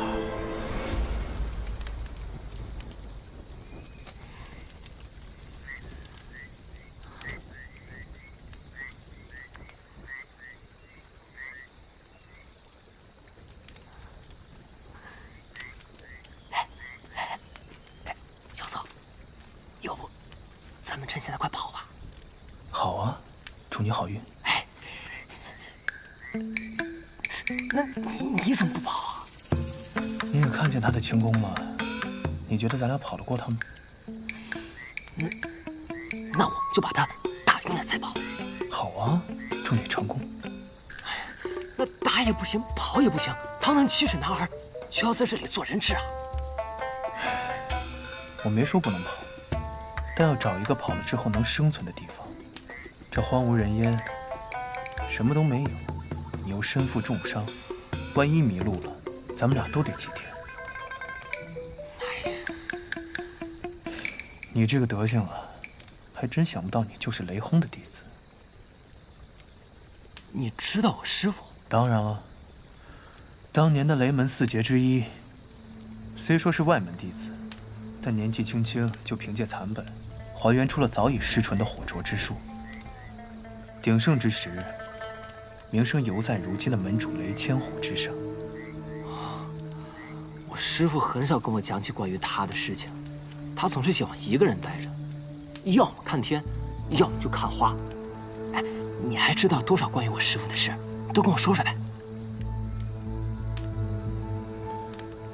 据说，雷门先祖曾举行封刀挂剑的仪式，立志要摒弃这武林中最常用的2种兵器，从而专注火器研制，走上了完全不同的道路，名震江湖。可你师父违背祖训，改练剑，并融合了雷门火药，打造了一柄纱布剑。剑出之时，雷声炸响，火光滔天。他凭借此剑行走江湖，名声在外。最后败在了雪月剑仙李寒一的手上，从此销声匿迹。有人说他是回了雷家堡闭关，号称不入剑仙永不出关；还有人说，他因违背祖训，被门主雷千虎逐出雷门。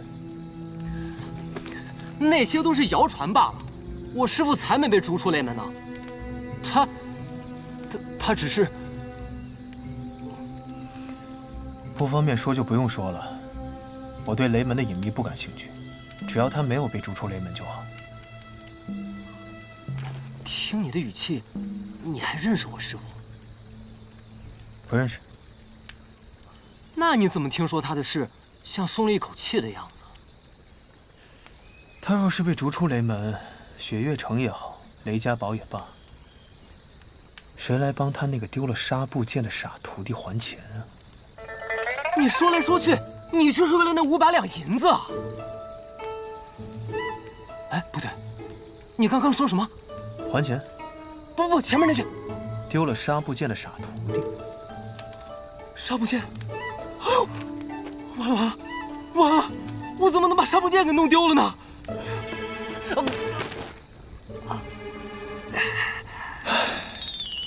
为门不逊啊！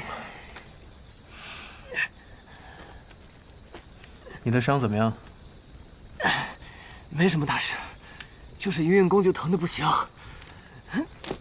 那白发仙的武功深不可测，我们能逃过一劫，已经算运气好了。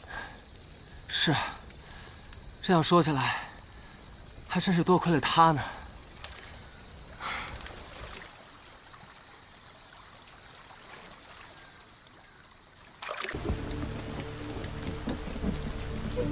他们杀了我阿弟，我要把他们都杀了！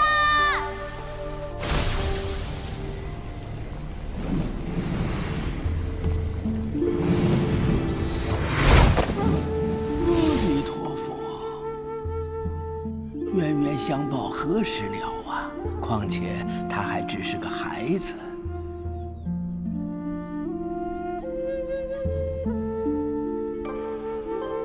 阿弥陀佛。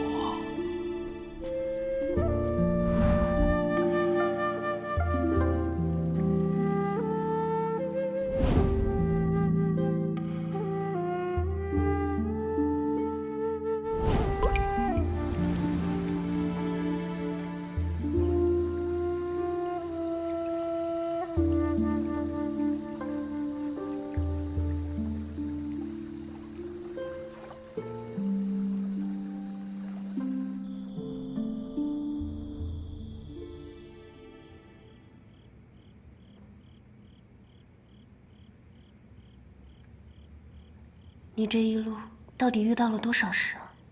竟受了这么多伤。啊，没事，习惯了。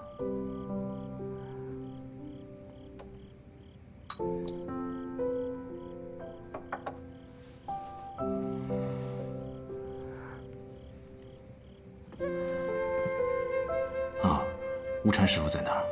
关于悟心，我还有一些问题想问他。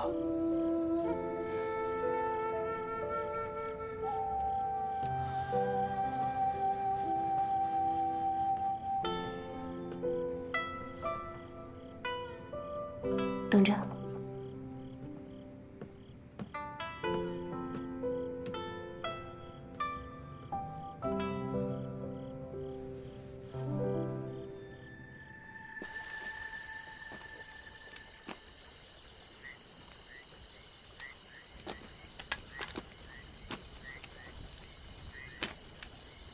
我看过一本书，上面说世上有神人，脚踏云雾，身着白衣，引路西风，能御风千里而行，与日月同老。说的就是他这样的吧？我也从未见过如此的轻功，真的就像御风而行一样，而且跑了那么久，也不见半分疲态，真是不可思议。我们身为人质，却在这夸赞他，你说他听到之后会作何感想？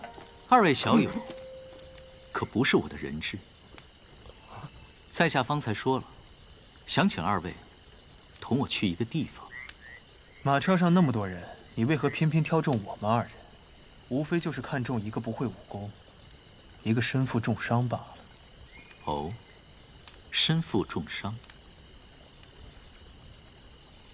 在下不才，愿为小友效劳。你要替我疗伤？这一路还要靠二位多多相助，疗伤这小事，何足挂齿啊！这还是算了吧。小友被白发仙的真气所伤，若是一运功，两股真气再次相冲，势必会伤上加伤。在下这就帮你将那道真气逼出。世上竟真有如此神奇的情况！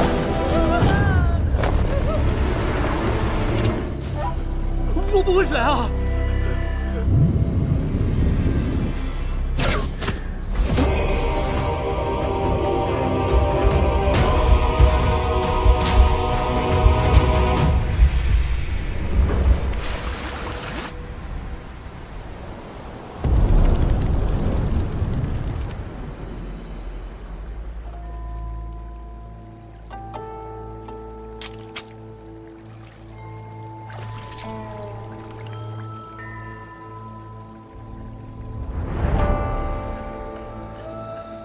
什么功夫，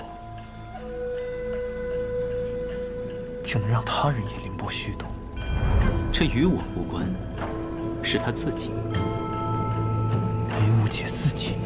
老和尚说世间有人心有玲珑，可与自然相合，倒真没有骗我。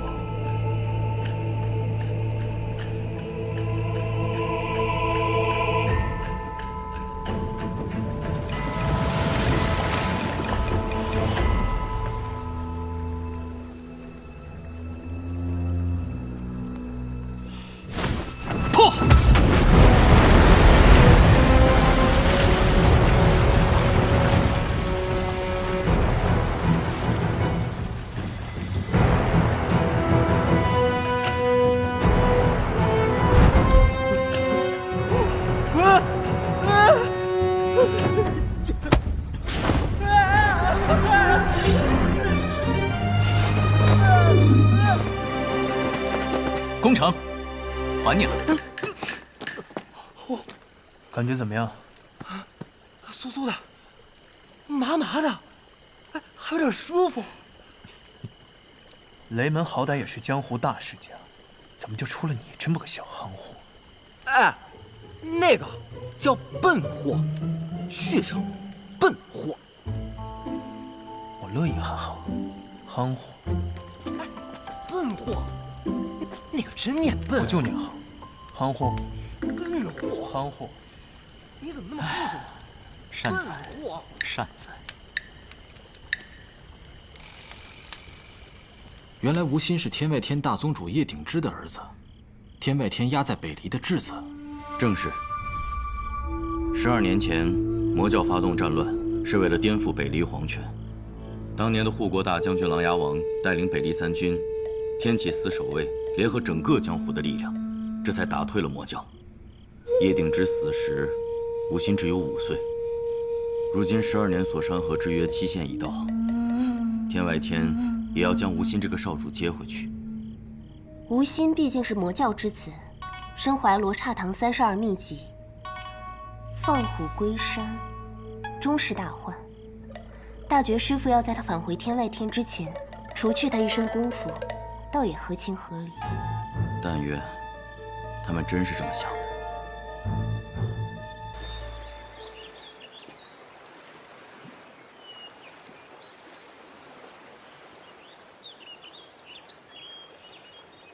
为什么要帮我们？在下方才不是说了，我想去一个地方，需要2位陪行。疗伤之事，不过举手之劳。这位大师，你武功这般神乎其技，去什么地方非要我2人不可？而且，你是雪月城要押往九龙门的人，我身后这位就是雪月城弟子，要我们同行，不怕我们抓你回去？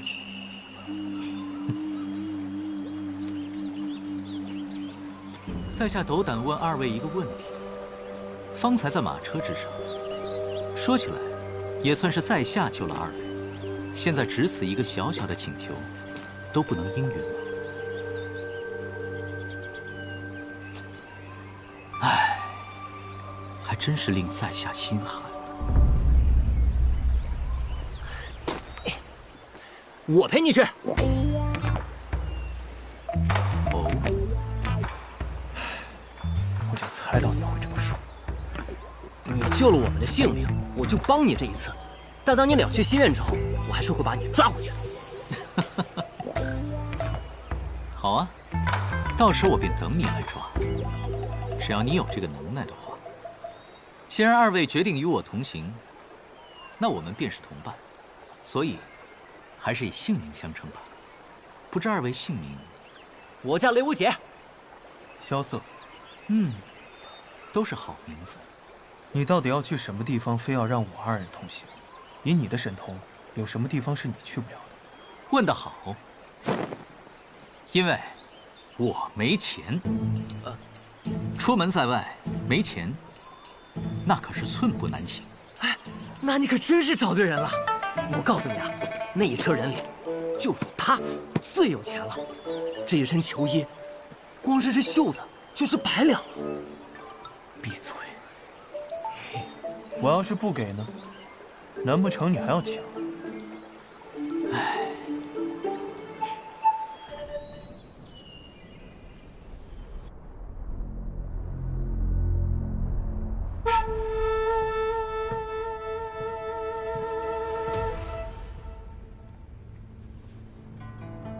圣上，何事啊？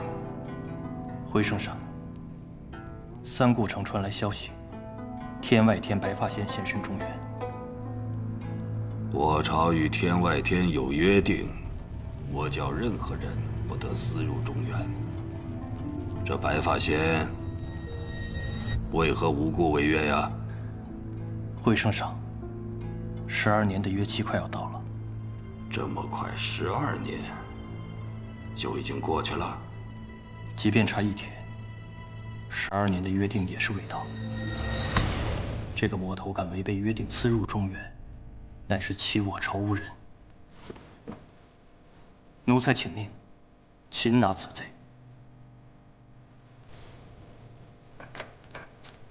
不记得你和寒水寺的忘忧有过几分交情啊？回圣上，当年奴才游历江湖，曾受过忘忧大师指点，但仅是指点，不敢妄称交情。也罢，吾本想江湖事江湖了，既然天外天人来了，那你就替孤去趟一趟浑水吧。奴才遵旨。圣上，那质子，一切交由你自己做抉择。奴才遵旨。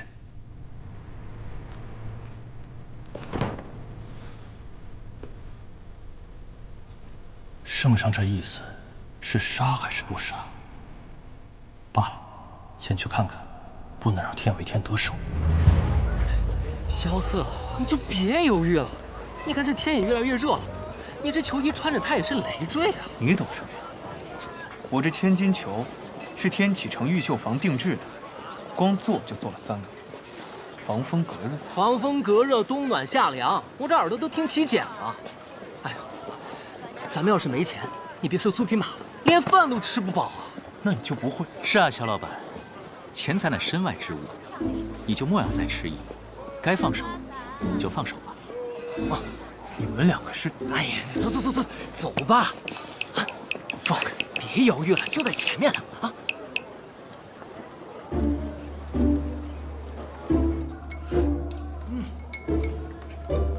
老板，再来个肘子。不行，就10两银子。那钱财乃是身外之物。闭嘴！咱们现在可就10两银子，吃了这顿，很可能就没有下顿。萧老板，及时行乐呀。你也一样，若是之后实在没钱了，就只能靠你去化缘了。那个，我能再加一份梅花肉吗？当然不行。那，肖老板，这一路奔波，雷兄弟可最受累了。你也不希望他饿到像刚刚那般浑身无力吧？行吧，最后一份。好。我去那边点。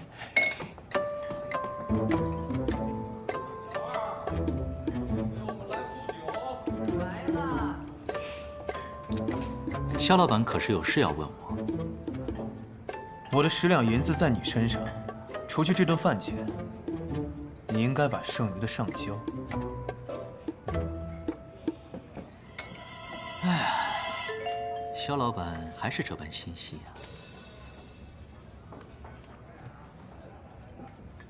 至于你，为什么要去大梵音寺？自然是有我想见之人。大梵音寺十分有名，相传魔教当年东征之时，魔教教主叶鼎之曾专程前往大梵音寺求问天道之事。肖老板了解的倒是清楚，又不是什么江湖隐秘。你这么想去大梵音寺，不会也是要问什么天道吧？只是去做一件事罢了。什么事？不急，到时你自然就知道了。你想做一件事，跑这么远去找一个人，说明这个人跟你关系匪浅。算是吧。说起来，我应该叫他一声叔叔。都是上一辈的一些恩怨罢了。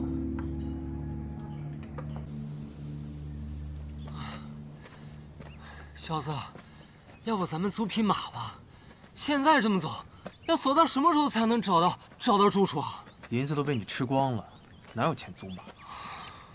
其实我觉得我们刚才吃饭的地方就不错，我们3个人租一间房凑合一下，也够了。对啊，小子，咱们回去吧，要不？像那样的客栈，最次的一个下房也要3两银子，没床没窗，只能草打地铺。晚上闷热潮湿，蚊虫叮咬，你们俩受得了吗？哎，其实我就是做这行的，客栈这门买卖比你们想的水深。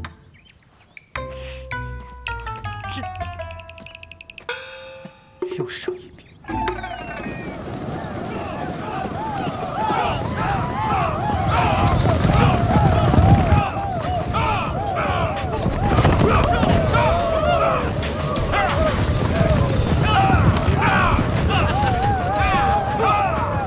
长弓追忆，百鬼夜行。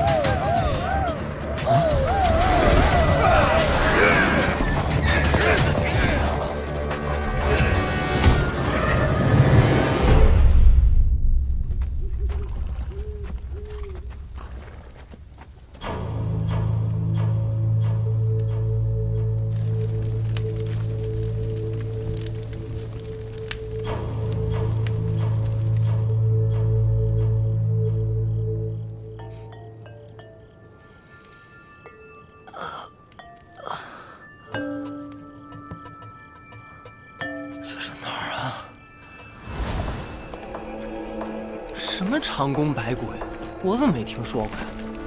你以前听的都是英雄故事，但是长弓追忆、百鬼夜行不同，他们是马贼。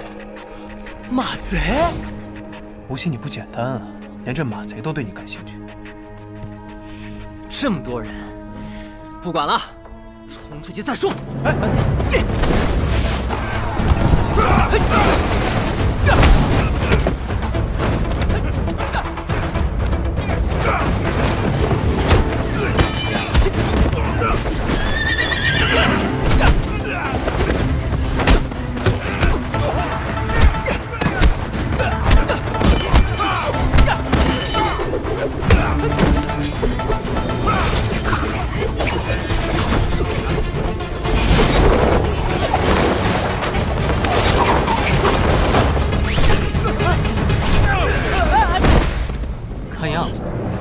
他们不打算杀人。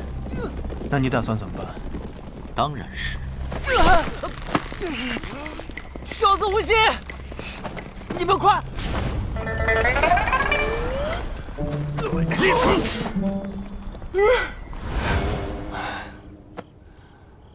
那两个没义气的家伙！少年英雄自当鲜衣怒马，把酒当歌，怎这般唉声叹气的模样？哼，还把酒当歌呢？都做了马贼的阶下囚了，还哪儿来的？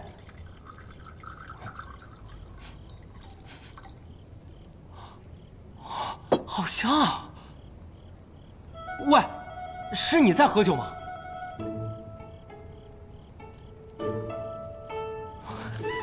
哎，喂，是你在喝酒啊？哎，你也是被马贼抓来的吧？你哪来的酒啊？我自然有我的办法。这位小兄弟，既然我们有缘在此做阶下囚，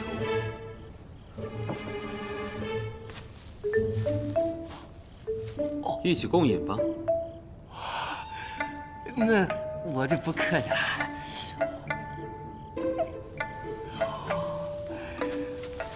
原本以为这漫漫长夜，我要一个人喝着闷酒度过，没想到却在此遇见小兄弟，我们也算是有缘之人了。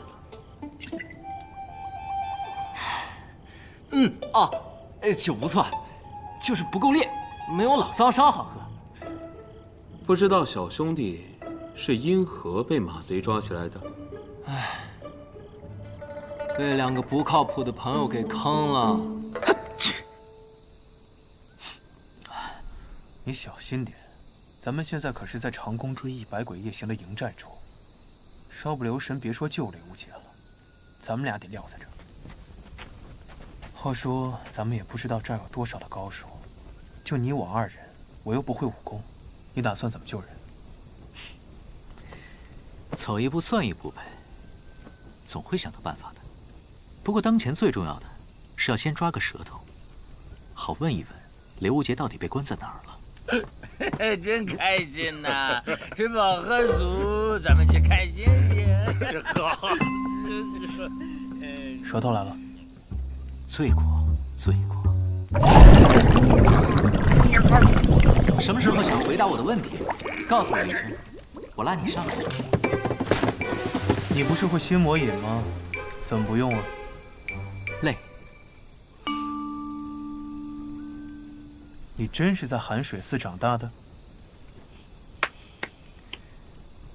不是寒水寺，还能是哪里人？你身上有罗刹堂的武功秘诀，这的确会引起江湖人窥伺，但还不至于让无双城这样的势力大动干戈，更别说是天外天了。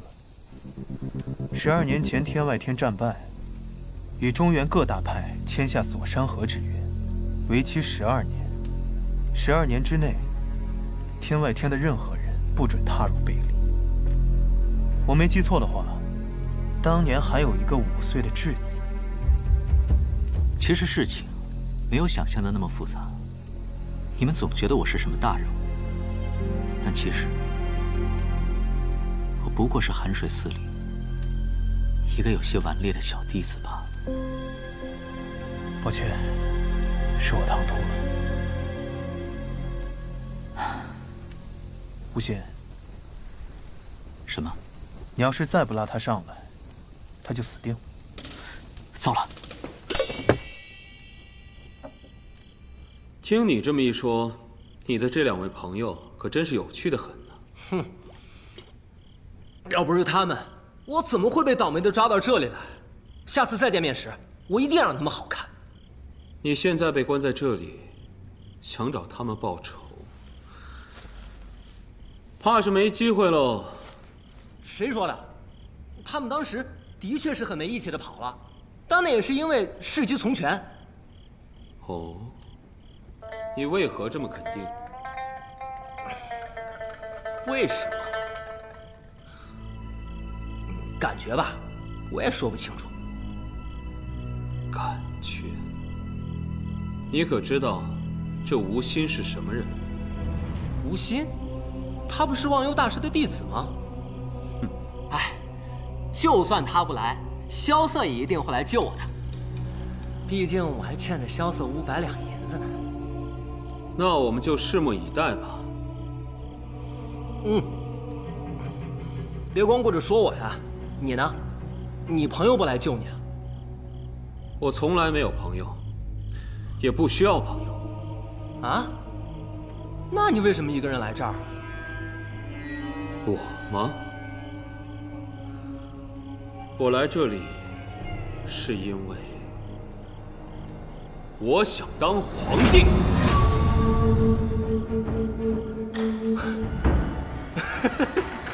你想当皇帝？哎，你喝多了吧你？你要是当了皇帝，那我就是剑仙了。好，我要是当了皇帝，就封你做剑仙。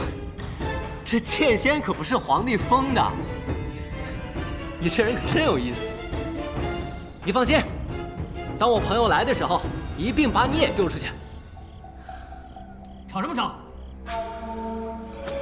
出来！哎，喂，你们要把他带到哪儿去啊？这位兄弟，你别慌啊，我朋友一定会来救我们的。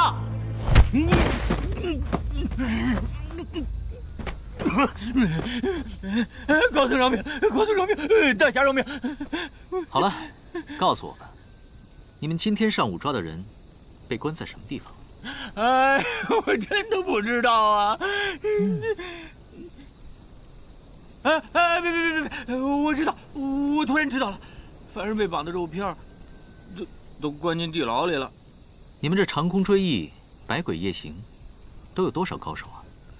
什么境界？我们这儿武功最高的就是大当家的，不过前2天寨里来了一个人，我看应该是个高手，大当家对他相当的尊敬，还称呼他为公子。公子。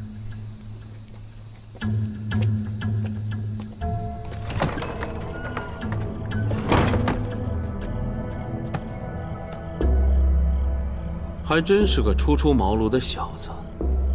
公子，那个人真的会来劫狱吗？劫狱？他现在泥菩萨过河，自身都难保，还劫狱？要是他真的来了，我还真想见见他。也是很多年没有见了。天外天少宗主叶安世。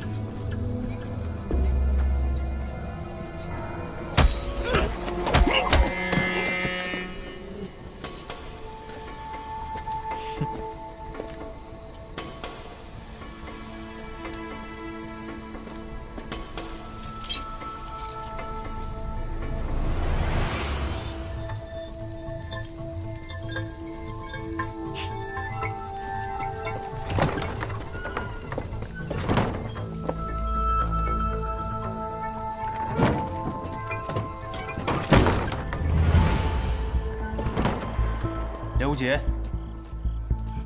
刘杰，萧瑟，我在这儿。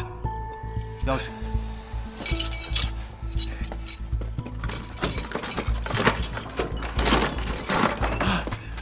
我就知道你们俩会来救我。你喝酒了？哦，对，刚有个兄弟去关在我隔壁，就是他给的我酒。我还说把他救出来来着，他就被人给带走了。你这小日子过得不错呀，在牢里还有酒喝。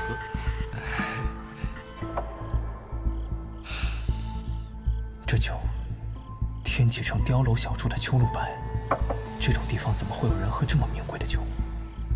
不过他这酒是怎么来的？对了，他为什么会有酒呢？难道是？好了，不提他了。接下来，我们就要开始真正的行动。我就知道，以你的神通，若是白天出手相助，这小夯货绝不会被抓了。你放任他被抓走，晚上又来救他，一定是另有所谋。说吧，什么事？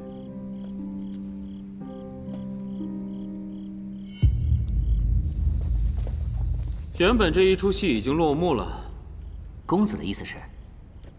天外天想迎回他们的少宗主，中原各派有些不想放虎归山，有些纯粹是对罗刹堂的秘籍感兴趣，这才引来了多方争夺这黄金棺材。可谁也没有想到，多方争夺的这枚棋子会自己跳出棋盘。这样一颗不安分的棋子，走到哪里都是变数。如果他要回天外天，以后我们少不得要跟他打交道，还是提前了解多一些比较好啊。公子说的是。不过想跳出这棋盘，哪里是这么容易的？他就算轻功再怎么绝顶，想甩开各大势力的盯梢，不对，我错了，他一定会回来劫狱。寒水寺无心，特来拜会长空追忆，白虎夜行。把他推来！快使！这边！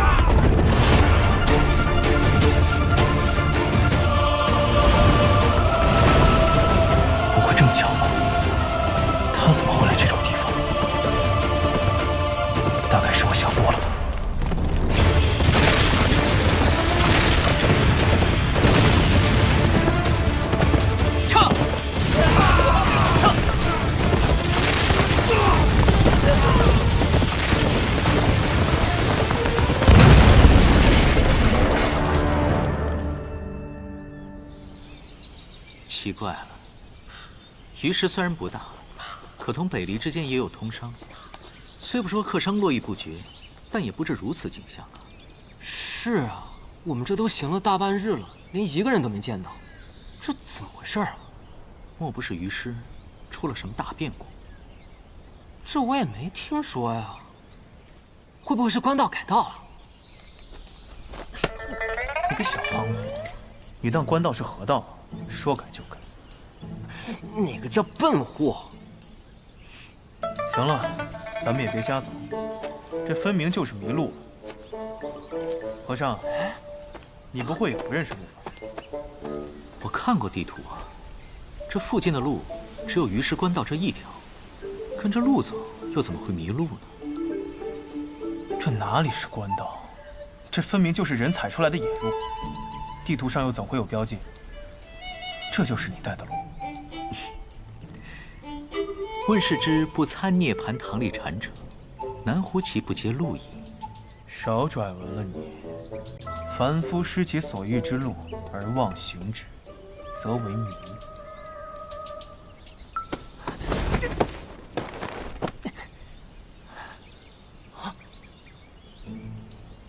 哎，前面有客栈，去问问不就行了？